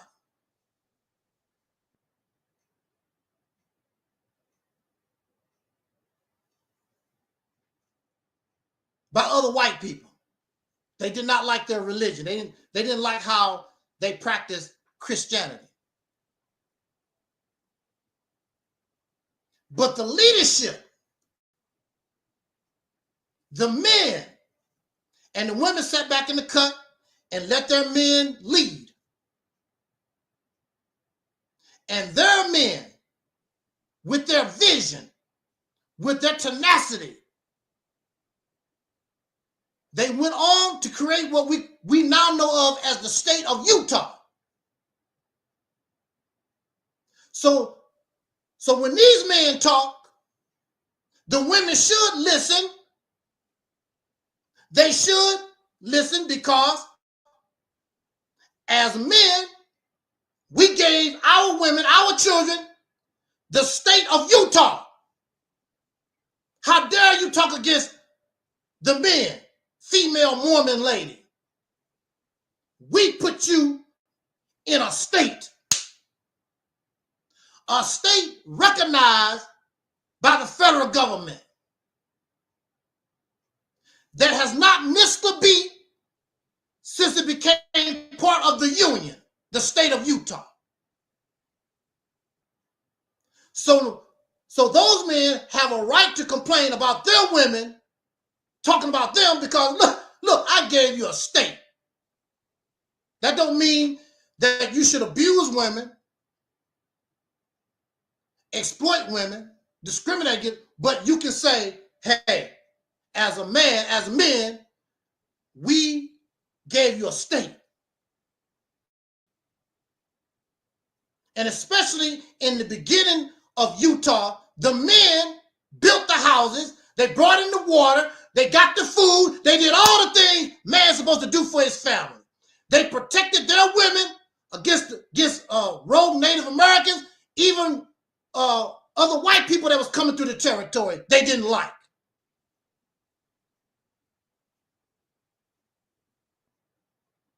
So those women aren't in a position to really do a whole lot of complaining. They have a whole state.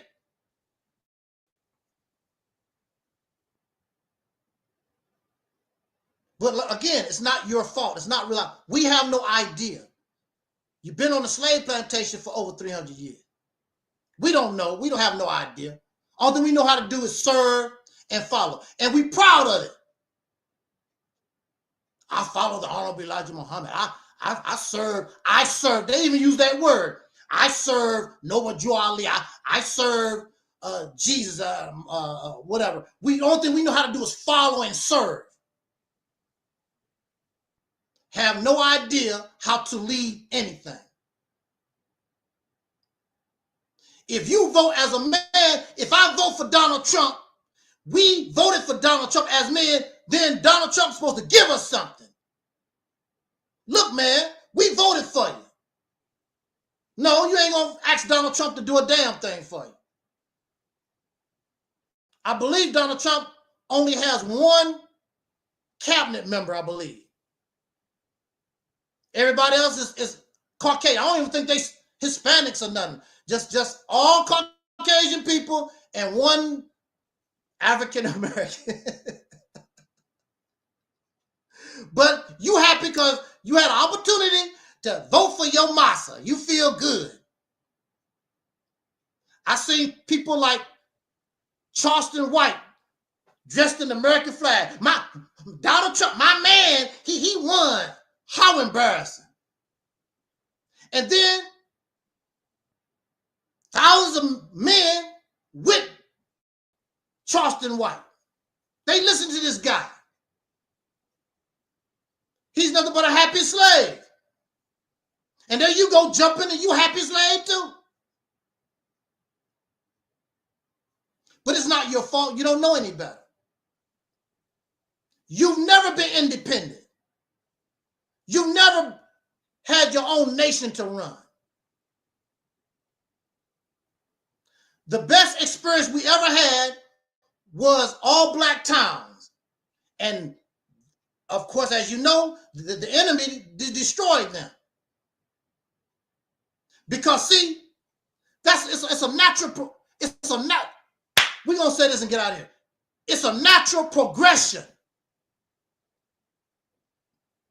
that you go from governing your own neighborhoods, developing your own towns, then you graduate to your own city. You got the next step has to be your own state. And that's what got the white folks, the racists, upset. Because, see, you don't understand, but they understood. If these black people are creating towns, and then they start creating cities, you begin to understand government. You begin to understand how to rule yourself. And you wasn't getting, and they wasn't getting any help from the white man. They was doing all this on their own, figuring things out, trial and error. They was building a town, building the city. So you got to be looking out. I'm going to take control. And it's not like you trying to do it, but the natural progression as you begin to build cities in the state, next thing you know, you done took control of the state.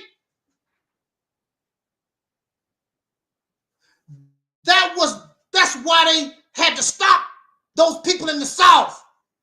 That's why they had to put on the mask, get on those horses and terrorize our people, because they understood what's going to happen in the long run. Next thing you know, all these Caucasian people going to be under your rule, your laws that you make. And they say, I'll be damned. I'm going to be under the rule and the control of some Negroes. They were not under the rule and control of Barack Obama because he was president. President is nothing but a manager in somebody else's house. But you take a state, you control the laws in that state. Soon as they come across the border, you belong to me. And this is what we do in Mississippi. And you can put on your hat like Eddie Murphy did in I forgot what that movie was. What was the name of that movie? There's a new sheriff in town, and he's Reggie Hammond. It's a new sheriff in town when they come to Mississippi. And Mississippi not going to be a ghetto. When you come to Mississippi, people are going to say, damn, this place is clean. Dang, the people so mannerable. Because the children going to learn that from an early age. They're not going to be these clowns, and they're not going to be ghetto. You're going to bring your intelligence to the state. You're going to break up all this crap that's been poisoned to us for the last 100 years. We're going to clean ourselves up from the children. They won't know nothing about the poison. We are damaged goods. The children don't have to be damaged goods. Woo! You just don't know. This is what they was afraid of. So J. Edgar Hoover said that Dr. King was the worst out of all these rebellious Negroes on the slave plantation. And when we talk about Dr. King, they talk about the soft side, the docile side. But if you get on YouTube and do a little research, you hear other words from Dr. King. He's not this integrationist person they always talking about. But see, when somebody died, they can't defend themselves.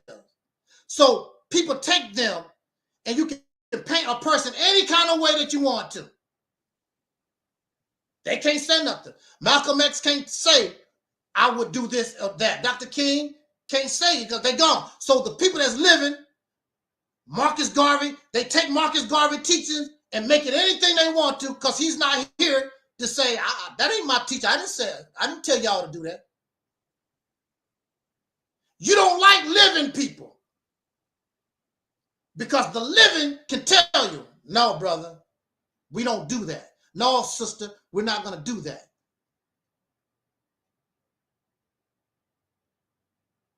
Because unfortunately, with leadership, sometimes leaders have to do things you don't understand. Just like when we were children. Your parents said, don't do this, don't do that. You don't understand it. You get, I hate you, mama. I hate you, daddy. Because you didn't understand their wisdom. Until you got older and you begin to understand, oh, I see why mama said that. I see why daddy said that. Leadership is not a popularity contest. Leadership is about getting the job done, making progress. It's not about whether you like me or not. Can I produce? If I tell you something, can I produce it? If I can't produce it, I'll sit my ass down.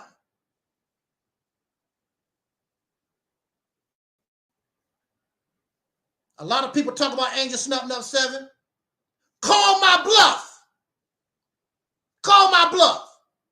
Help me like you helped all these other leeches for all these years. Give me your money. Give me your time. Give me your support. Call my bluff. And let's see what Angel can do. Since I'm running my mouth, I say I can do this and blah, blah, blah. Operation Exodus, Mississippi campaign, blah, blah. Well, call my bluff. Prove me a lie. You're not going to do that. Because you also are you're afraid of success. You really are afraid of freedom. Because once you begin to do your own thing, you can't blame the white man no more. They still talking about the white people this and COINTELPRO and what white folks. I don't give a damn about what white people doing. I don't care about what the Chinese doing, what African doing. I don't care about that stuff. I care about what we doing. If they get in the way, then we deal with them. We handle them.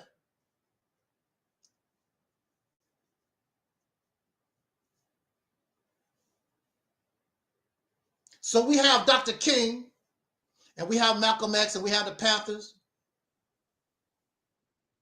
And again, all of these people are young folks. They have no idea of how wicked and deception and they have no idea how rough the United States government was and the police. They have no idea how evil these people are. They did their best. And we should learn from their experience. They sacrificed and they died. The real Jesus, they sacrificed and they died so we could live. And it's a damn shame that you just enjoy the cesspool.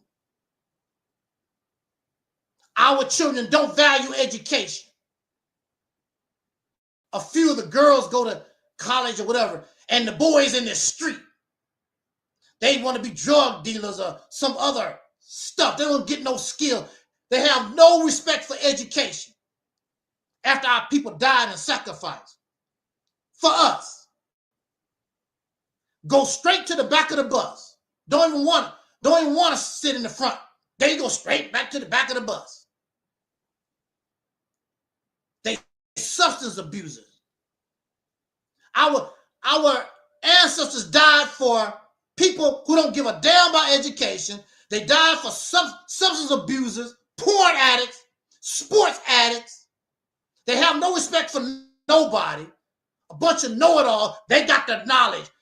I've never seen a group of people who have all this knowledge and don't have nothing. How you gonna have all this knowledge? I done my research and don't have nothing. What's the sense of having knowledge and you don't know how to apply that knowledge? And you don't know how to properly. Most of the so-called knowledge that we get is for a university, for a school. It does not help us in real life. It's just some stuff, some philosophy that you can learn in school. It does nothing for us in real time. I'm surrounded by black men who talk about I'm a protector, I'm a leader, I protect. Where was your protection 300 years on the slave plantation? You 300 pounds, 6'7" on the slave plantation. Yeah, massa. Where you want this hog, massa? You big and strong enough to pick up a whole hog, and massa is a 98-pound weakling. Take that pig over, put it over there, boy. You 300 pounds. Pick that pig over there, boy. And it's the same today. Matter of fact, some of the weakest brothers are the ones that's physically strong. They on the football field, going up and down the court, chasing a ball, chasing a basketball, chasing balls, chasing balls. These big, strong men. I'm a boxer fighting. Never the enemy. The enemy put you in the boxing ring. The enemy put you on the football field. And knew nothing but a damn gladiator. The same stuff they did on the slave plantation. The same stuff. And what they said, I'm getting paid. I'm getting paid. And you could die in the boxing ring. You could die on the football field. And the people that put you out there, they don't have to do nothing. They just sit back and collect money. They don't dribble basketball. They don't punch nobody. They just sit back in the cut, collect money, and make bets on your slave ass. That's what they do.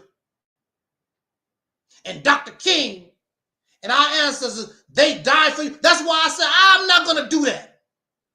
I'm not going to sacrifice my life and suffer for these non-worthy people. I'm not going to do it. You profane, disrespectful, you're vulgar, you're nasty. Nasty and evil and wicked like your slave master. A bunch of know-it-alls, don't know nothing. Black men's supposed to be a protector. You can't even protect your damn self.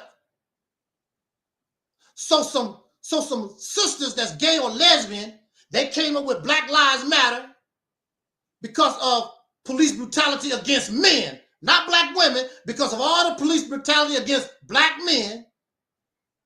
And then y'all suckers, your weak ass, you want to hate on the sisters for what they done, but you didn't do it.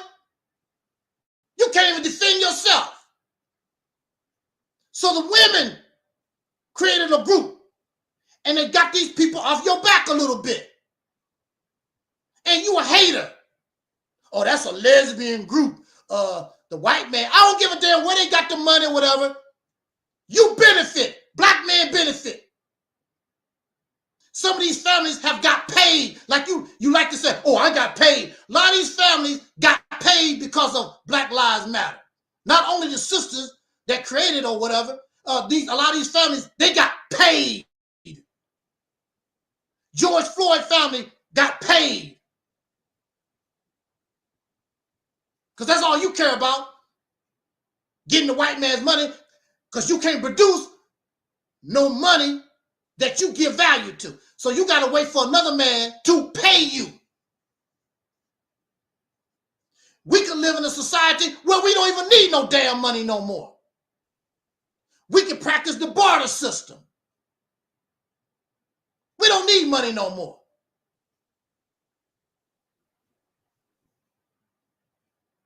You can put yourself in a situation, you can create your own monetary system. When you come to Mississippi, you got to turn in that money and use our currency. It's a lot of things you can do when you control the house. And then, of course, maybe other states, the federal government might sue you, whatever. Well, let's go to court then, and let the courts decide. Far as I know, it could be on the book, but far as I know, why can't a state produce their own currency? Why can't a state help somebody in another state when they are part of our state? So if you support Mississippi and you live in California or you live in New York or Louisiana or whatever, you should be able to call on your state, because you've created your own motherland. You don't have to claim Africa. You create your own motherland, like other people have created their own homelands. Why can't we do it? And it could have been done a long time ago. Shout out to our sister, Dark Skin TV, Sister Rashida Strober, the world's dark skin activist. Thank you so much for joining us. I'm getting ready to wrap this one up here. Why can't we do that? And so you question me because you don't know how. and you don't want to admit you don't know how. And there's nothing wrong with that. What's wrong with saying, I really don't know how? Well, I'm telling you, our ancestors have already shown us how. This Mississippi campaign is what they were doing. The only thing I've done was put it in a format, put it in a plan. That's the only thing I've done. We're doing the same thing they was doing. If it was not for domestic terrorism, we would have not only Mississippi, who knows how many other states we would be in control of. But in order to be in control of these states, you have to be a leader. You can't be a damn slave looking for somebody to follow. I was watching a documentary yesterday, and I believe it was from the speech of President John Kennedy. And he was talking about America does not mimic nobody. We are the, woo, Sister Rashida. Kennedy said, America, we don't mimic nobody. We are the model. We're the model. You cannot be a model having a slave mind. That's what I'm asking us to be. And I know we can do it because we've done this in music and dance and all these other things, but you are more than that. Look deep inside yourself, take your hands, take your brain, and you don't mimic, stop mimicking folks and become the model.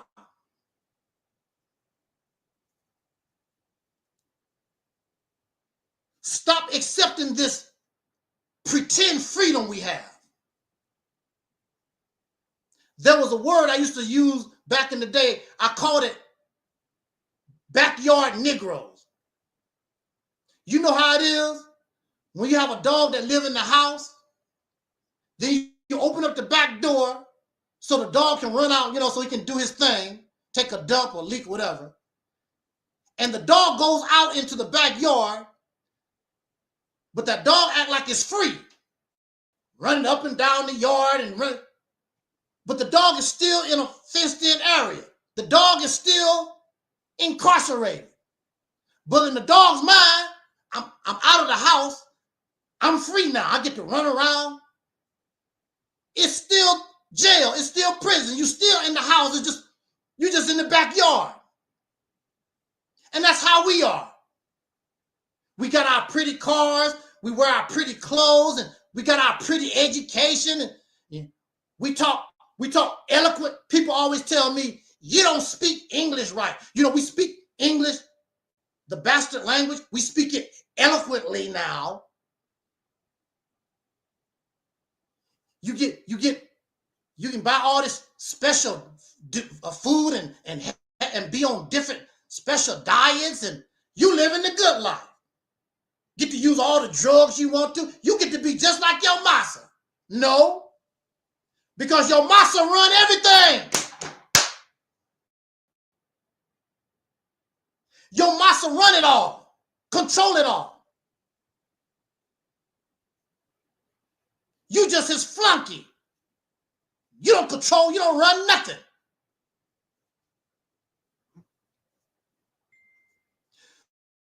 So they laugh at Operation Exodus Mississippi campaign. Most of them don't even know what it is. Don't know how it operates, don't know nothing. And laugh in ignorance. But what have they accomplished since 2018? Since I presented Mississippi campaign in 2018, this is 2025. What have they accomplished? It's thousands of them. They give these people millions of dollars every year. And what do they have? Begging for cash apps. Don't forget, donate to my cash app.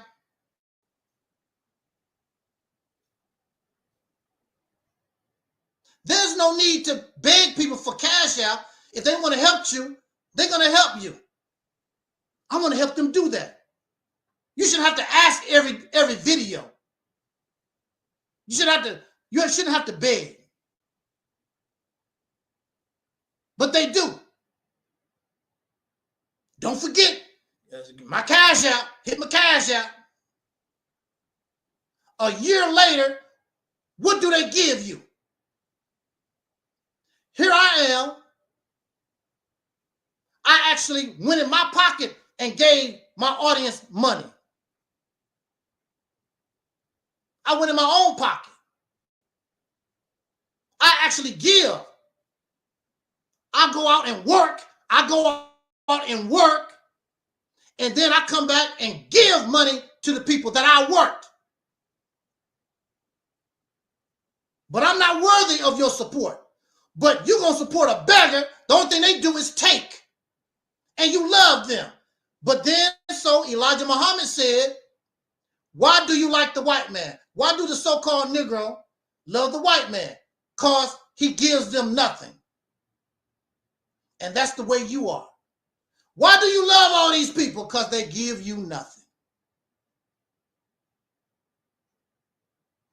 They sell you false hopes and dreams, unrealistic ideas, no different from church. And then they make mockery of the church. The church take in millions of dollars. They don't do nothing. You take in this black conscious stuff, take in millions of dollars every year too. And you ain't produce a damn thing either. Matter of fact, this black conscious stuff been around almost 100 years. They created no towns, no neighborhoods, no nothing.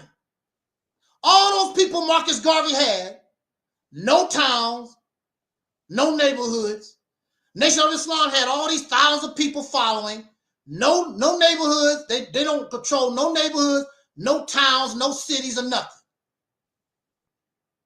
All this black conscious stuff, they talk, but have produced nothing. Malcolm X, unfortunately, Malcolm X looked stupid 1962 when those Muslims got killed in LA, and Malcolm X went around, Muslims don't do that. We don't turn the other cheek.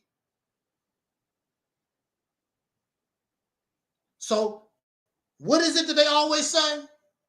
Or the Quran say? It talks about, do you say that you will believe and not be tried?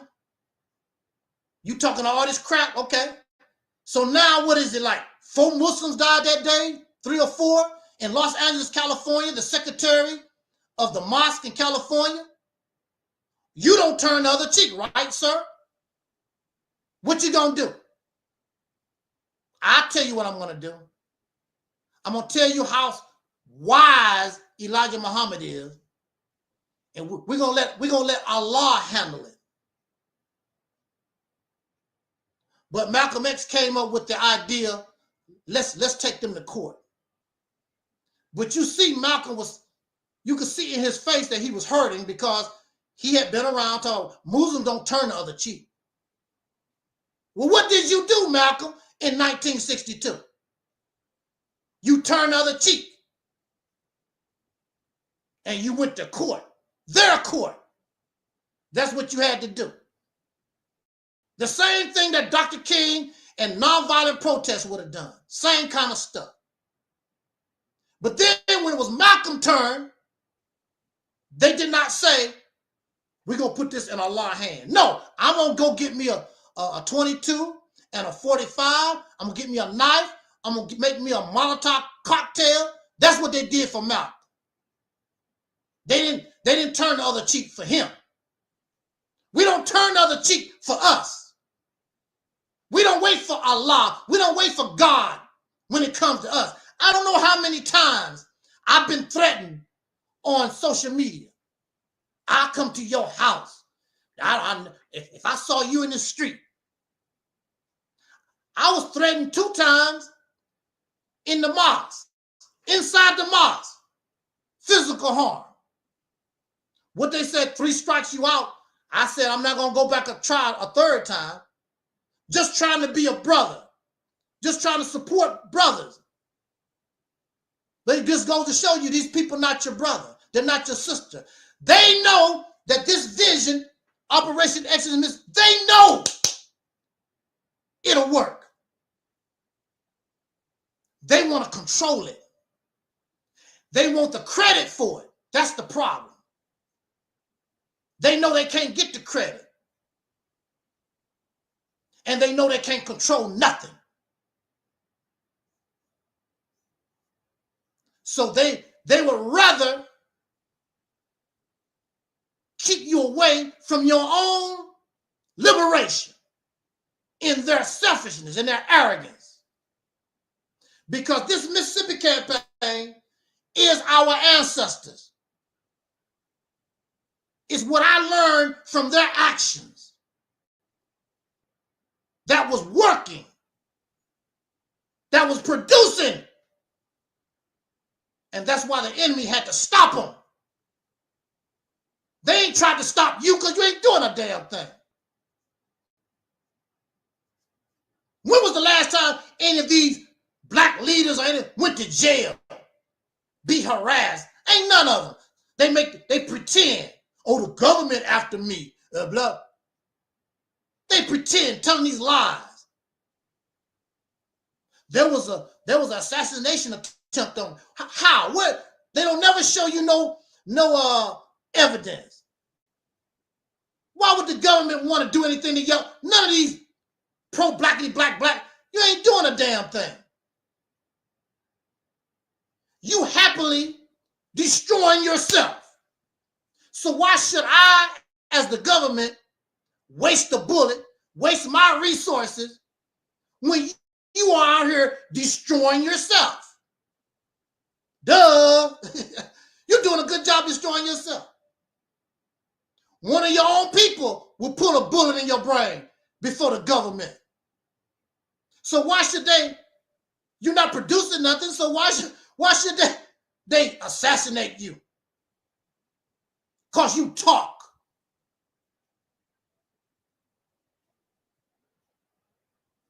And then some of you talk, and because YouTube take down your video, then you stop talking as tough as you were, because you don't want your channel to keep getting taken down.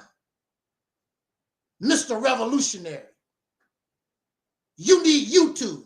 You need the white man, YouTube. You need the white man, Facebook. You need his Instagram, Mr. Revolutionary. The people won't even follow you to your own damn website.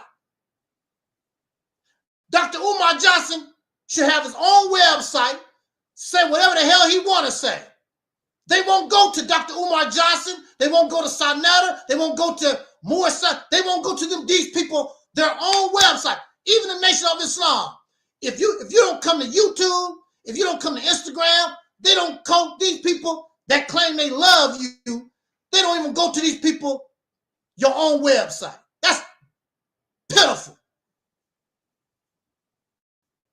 That goes to show you where their mind is at, because masa ice is colder than our ice. Nothing has changed. And you really don't care, because the only thing these people want is money anyway. Donate to my Cash App. Help me build a school that's never going to be built. Help me get some farmland that's never going to get farmed. Just putting on these shows. Then they get angry at me because I'm going to hold your ass accountable. And if you did it to me, you hold me accountable. And there won't be no problem with me, because I will say, you know, you're right.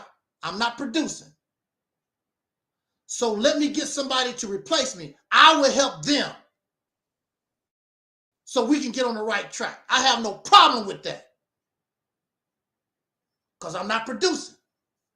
I don't know why I'm not producing. I'm not producing for y'all. So let's change management. We need a new CEO. Here I am. The vision of the Mississippi campaign It did come from me. Where is it? Mississippi campaign? But if I can't get things to pull anything off, I'll be happy to sit back in the cut and let somebody else do it and help them as long as the job get done.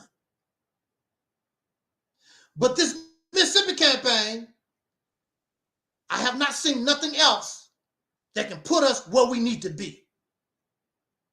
Because you need to get there quick. We need to get there because we're far behind in this race. So we need something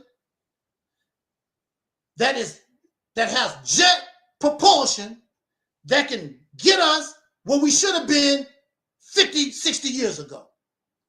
And this thing, this vision, this proposal that we call Operation Exodus Mississippi Campaign, I know it can get the job done. We must hold leadership accountable. We must be accountable. And if we are men, then we must accept accountability. If something is not working, then we need to change it or let it go. All this popularity contest garbage, I like you, that's not working for us. It's not about who I like. It's not a popularity contest. This is a life and death situation. Dr. Claude Anderson always said, if we don't change our direction, if we don't do anything about this, our people are going to be a permanent underclass. You're going to be on the bottom forever. Just like in some countries, if you're born poor, you're going to stay poor. There is no climbing up the ladder. You poor, you born poor, you part of the poor underclass forever. That's where you're going to be. And that's the way Black Americans are going to be. We're going to be on the bottom as a people and stay there. What if these people don't want football no more? They don't want basketball. They don't want to hear rap no more. What you gonna do? How you gonna come up out the ghetto? They don't care nothing about your painting. They don't care about your music. They don't care about your rapping. They don't care about your basketball. What you gonna do?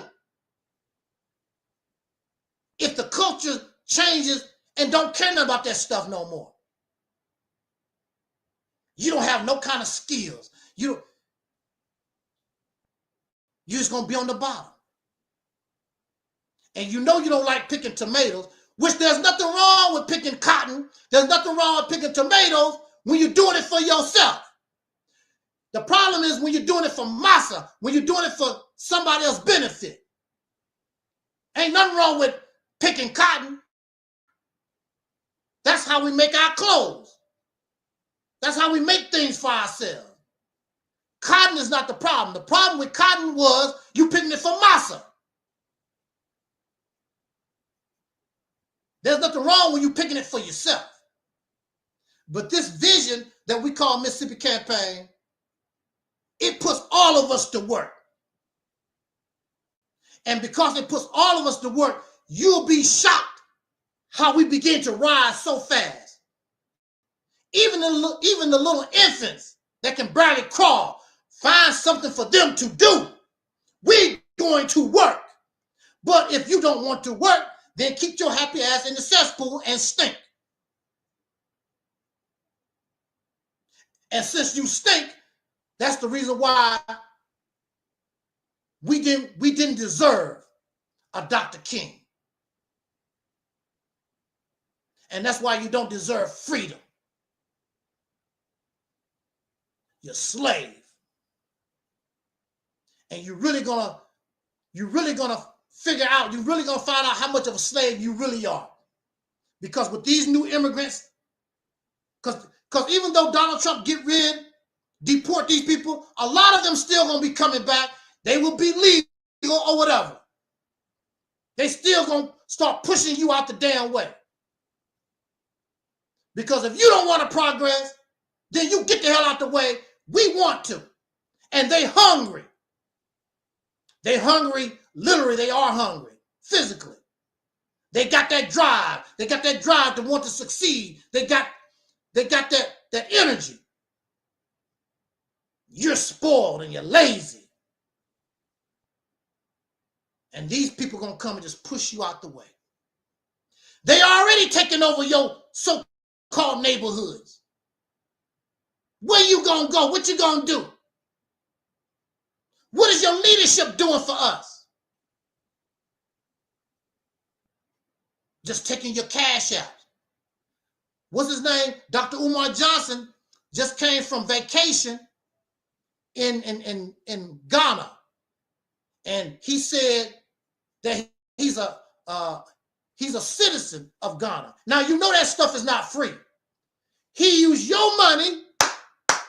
He used your money to pay Ghana to be a citizen. He used your money.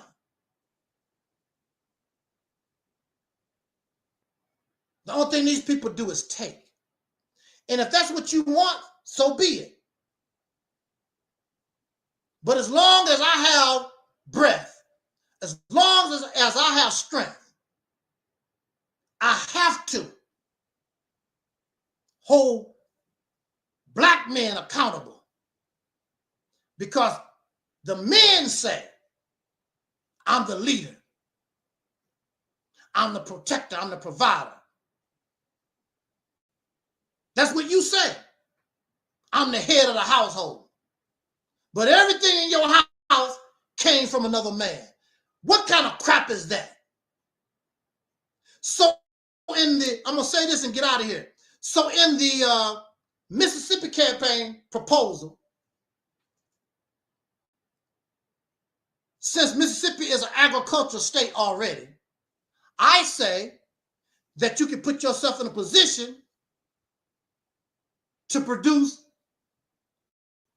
the best organic food, the best organic milk, the best organic vegetables, meats. You want to put yourself in the position when people look for organic food, did that come from Mississippi? See. And then when you do that, those things produce jobs. We need truck drivers. We need people in the office. We need salespeople.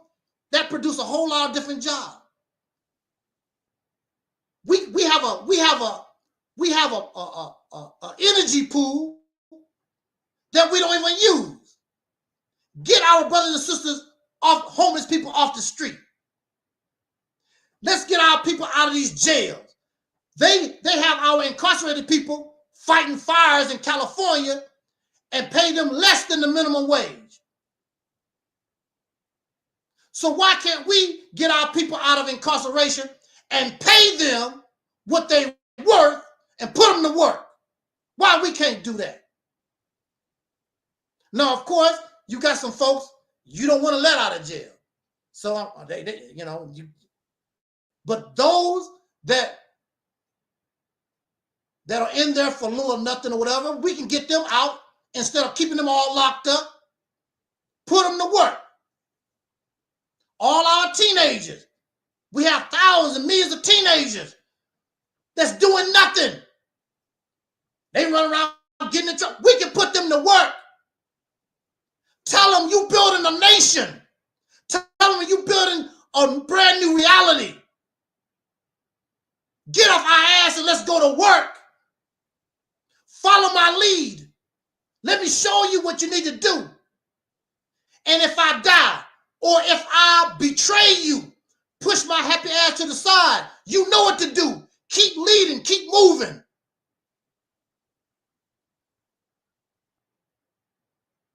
Pretty soon, you don't have to ask for respect. The federal government, these people all over the earth will give you the respect because you earned it. They have no choice. Become the shining example. All the other states gonna want to be like you. How Mississippi do that?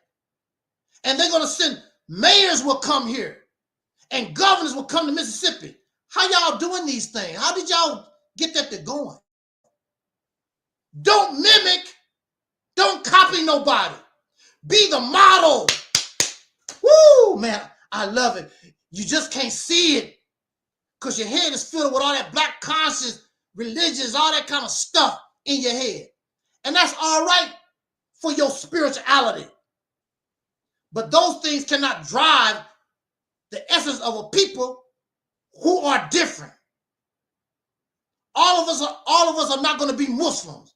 All of us are not going to be Moors and Hebrew Israelites. But all of us can be citizens of the United States. All of us can be political. We can take control of the Democratic Party. Since we love the Democratic Party so much, we can actually take control of the Democratic Party or start our own party like our sister Fannie Lou Hamer, the Democratic Freedom Mississippi Party. You put yourself in these positions, but only somebody with vision, with leadership, real leadership potential can guide us that way. And see, once you understand what to do, you on your own. I'm going to say this, we're going to get out of here. See, it's just like when you teach somebody how to ride a bicycle. You know how you hold on to the back of the bike and you push the person and you help them balance and whatever. Then one day, they don't even know. You let go of the bike and they ride it. Hey, I remember I was teaching some children how to ride a bike. And I let it go. They didn't know. They just riding. I said, hey, you're doing it by yourself. They looked around. Yeah, I got this. Woo! See? You're on your own without me. See, we didn't learn how to ride the bike. When Malcolm was here, when Dr. King was here, when they had a lot of followers, but they didn't have nobody that was learning how to ride the bike. And so when they died, the organization failed. We don't want to be like that no more. And how simple the Mississippi campaign is, you should easily, with or without me, you should easily get on the bike, pedal, and go wherever you want to. So you can bring into reality what Dr. King said in one of his speeches. He said, we're going to make it to the promised land. I might not get there with you, but you're going to make it to the promised land. And I say, not only are you going to make it to the promised land, I say, you gonna build it. That's why you're gonna make it to the promised land, because I'm gonna build it. Just like everybody else on this earth have built their promised land. And you need to build your promised land based on honesty, righteous behavior, and all the things that the scriptures tell us we're supposed to do. And stick to it and be real about it. And you don't have to be religious. You don't have to be religious. Thou shalt not kill. Thou shalt not. That has nothing to do being religious and believing in nothing. Don't kill another black person. That's part of our code. And some of us, we've developed these codes. We're going to honor these codes. And you will be successful. And I don't mind helping you. I don't mind helping us when we're trying to do right and do something for ourselves. I don't mind. I live for it. I don't mind spending the little life that I have left to help us get on the right path, as the Quran says. But if you still want to be a clown, you want to be a Negro, all this black conscious, feel good stuff impress you, well, you keep doing that. I'm not here to beg you to do nothing. I shouldn't have to beg you to want to be free and take control of your own life. I said, nobody should have to beg nobody for that. You should want to take control of your destiny. But it's easier. See, it's easier. I keep saying this, we need to get out of it. See, it's easier to go back to your mama and your daddy when things get bad. It's harder. I'm not going to go to my mama's house. I'm going to deal with this situation. Because you know, a few years ago, many of you guys, things was hard. Life was really hard for you. And a lot of these folks, you got babies and husbands, all of them running to mom and daddy house. See, that's easy to do. Run and leech and parasite off your mom and daddy. You grown with children and a husband and a wife. And they running back to mommy and daddy. Oh, life is so hard. Things cost so. You knew things cost so much when you was having babies. You knew those things when you was getting all these expenses. Now things get hard. You go leech off your mom and daddy. So it's easier just to keep living off the white folks. Then when the white folks do you wrong, why you do me wrong? Because you in their house. You don't control nothing. Just like when you go back to your mom and daddy house. It's their rules. You don't run nothing. You want your freedom, you want to do your own thing, get your own house. But you're too pitiful to build your own house. You right back with mommy and daddy again. With all your children. Dog and cat. You bringing the dog and the cat too. Are you serious? So they get angry at Angel Snuffing Up 7 because I say I want to be an adult. Because I say I want to take control of my own destiny. Because I say I'm a leader with a vision and a purpose. And I will be able to do what I'm saying that I can do. They get angry at me. Because they comfortable in the cesspool. Because they still don't mind living in mommy and daddy house. Under mommy and daddy laws. Then you go to the white man. The white man do you wrong. Then you go to his court looking for justice. And lately he give a few, really, he just give you a few dollars and you sit your happy ass down. Put a pacifier in your mouth. And you don't never hear about these people no more. I don't hear them talk about Eric Garner. I don't hear them talking about Sean Bell. I don't hear them talk about Trayvon Martin no more. They put some money, they put a pacifier in your damn mouth, send you to Disneyland, and it's over. I'll be damned if somebody killed my relative that I love and I'm going to shut up. I use that money to keep them alive. You will always know my relative died and was brutalized by the police. I'll never shut up. But these folks, because they didn't give a damn about George Floyd, they didn't give a damn about Eric Garner, they didn't give a damn about Trayvon Martin for real anyway. Get them a few dollars and now they quiet. George Zimmerman running around selling the gun that killed my son. And his daddy, oh well. Oh, it's pitiful. Pitiful. I know how Malcolm felt.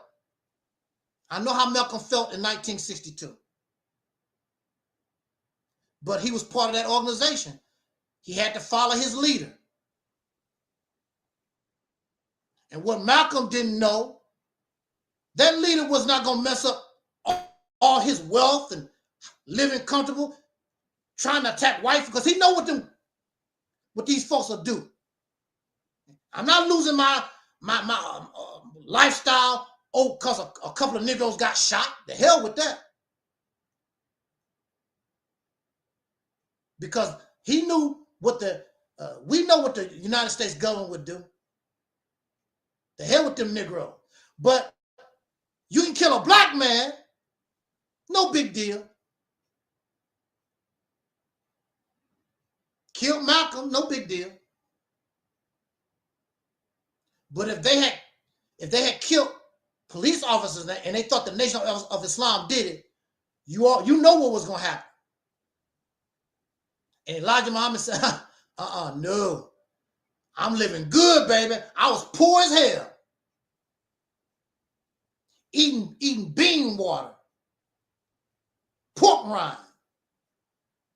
Now I'm sitting in a gold chair.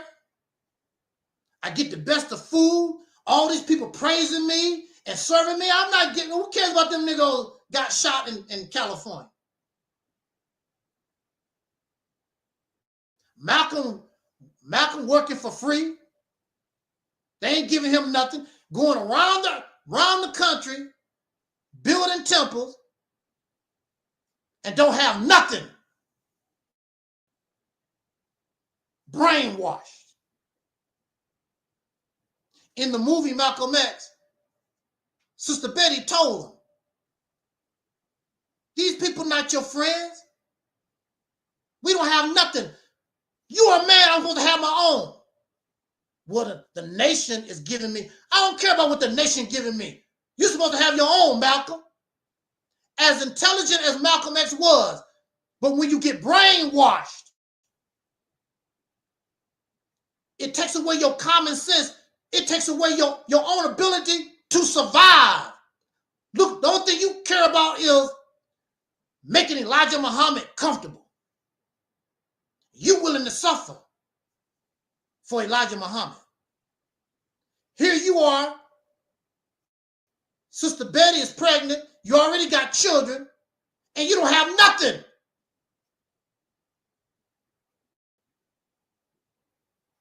You don't think about, well, what if something happened?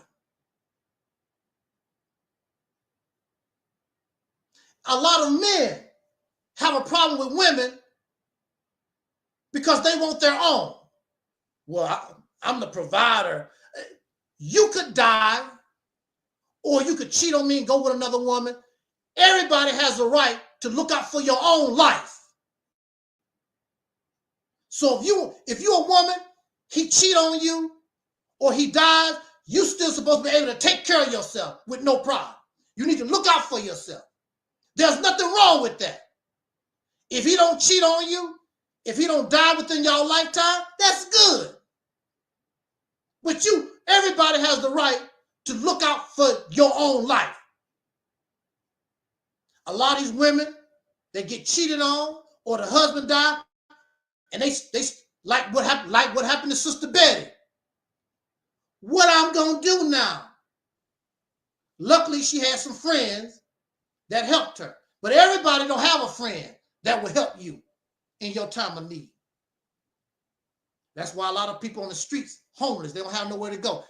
They have family, but ain't no family gonna help them. There's nothing wrong with looking out for yourself. If I'm in error in anything that I say, you can come here and straighten me out. I have no problem with that. I always say, and they never say, but I always say, I could be wrong. My thinking, I could be in error. I always say that. I could be. I really doubt it, but I could be. I will give you an opportunity to show me am I wrong, because I want to do better. I want to be as right as I can be. But I already know many of you don't know that you follow lies. Many of you know that you're wrong, but you're going to stick to it because you don't care about the truth. The only thing you care about is keeping not hope, keeping your lie alive. And that's not what Dr. King was about. I thank the creation. I thank the heavens. I thank whatever caused Dr. King and all our ancestors prior to myself. I thank that essence, that energy for bringing them to us. Without them, I would not exist. I would not exist. And apparently, just like Dr. King, we come into existence for a reason. You will never hear nobody on this media talk like me. Nobody. When what it is, the scriptures say, those who know God, you'll know his voice. And I know when I talk, and I know when I present these things, you hear the voice of God. Whether you believe it or not, there's something.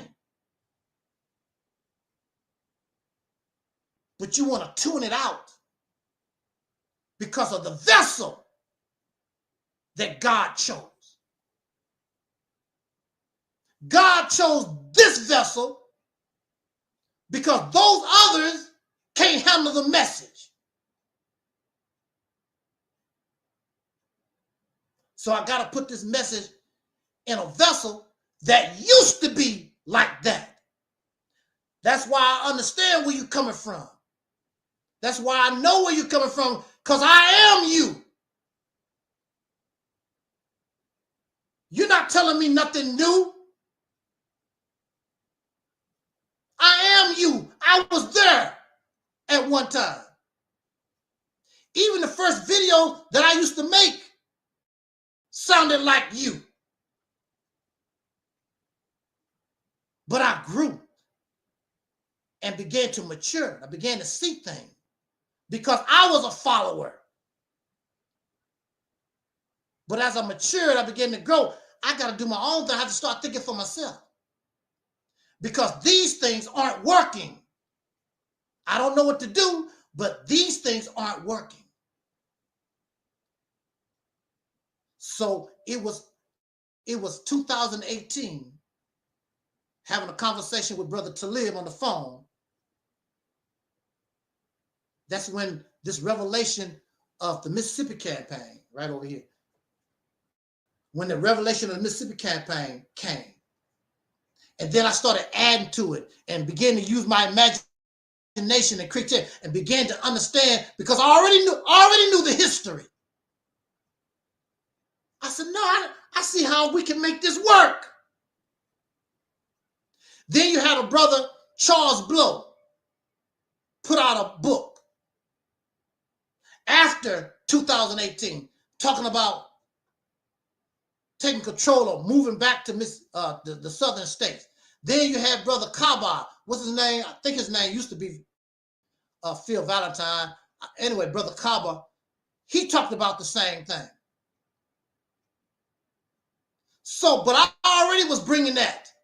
And prior to that, I was talking about we should help the country of Liberia because they are us. Many of the slaves came from Mississippi and I believe Louisiana, and they were taken to Africa and created Liberia. I was talking about that. And that's Africa. But see, these people don't want to do nothing at all. Because when I was talking about going to Africa, I was talking about going to Africa. They rejected that too. Oh, that's America. America did that. That's Africa.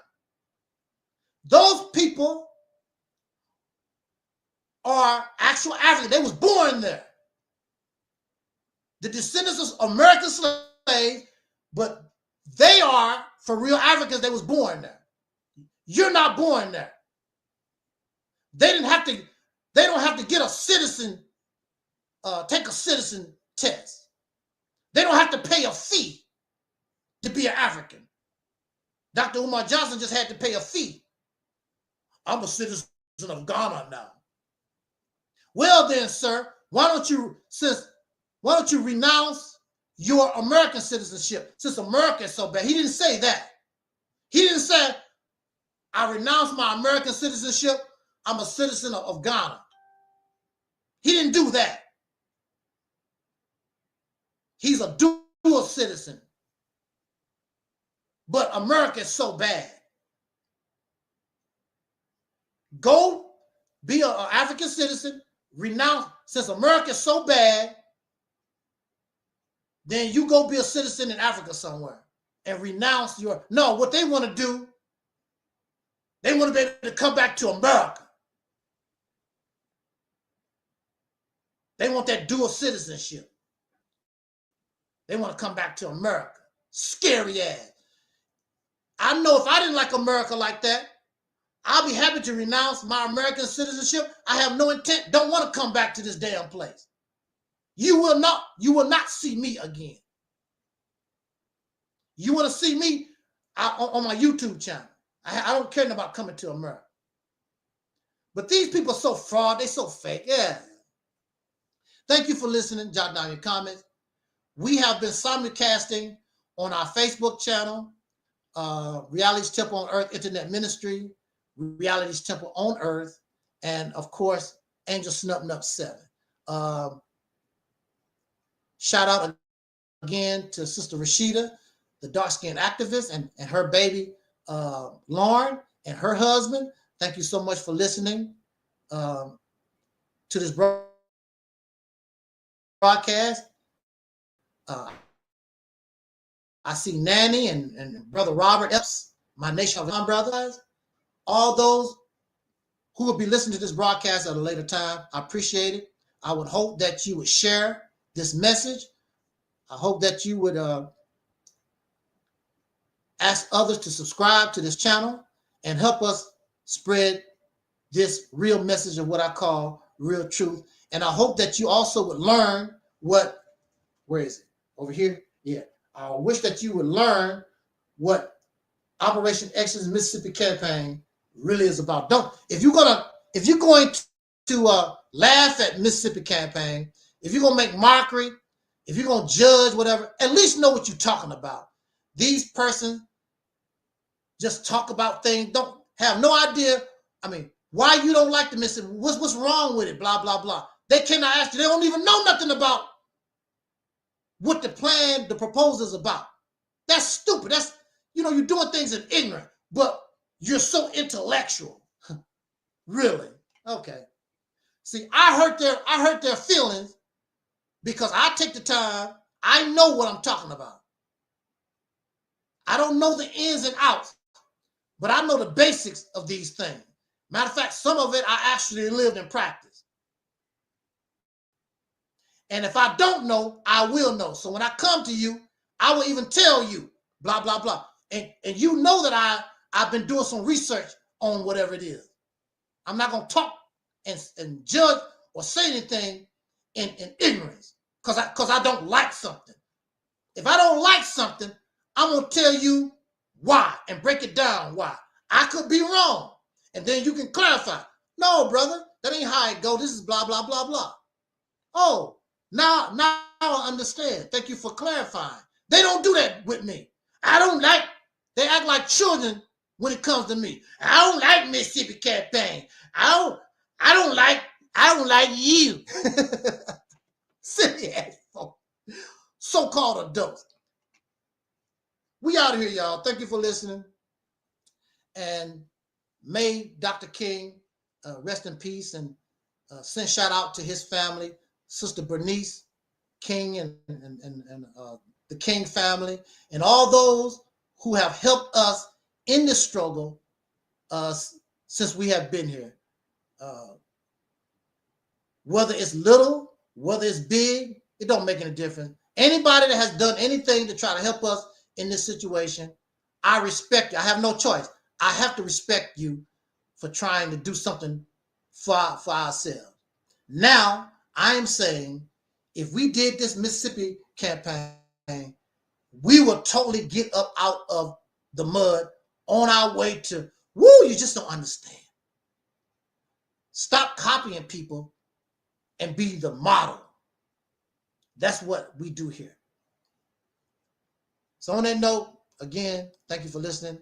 Jot down your comments, subscribe, all that kind of good stuff. As our ancestor Don Cornelius used to say as in parting, we wish you love, peace, and soul. And we are Audi 5.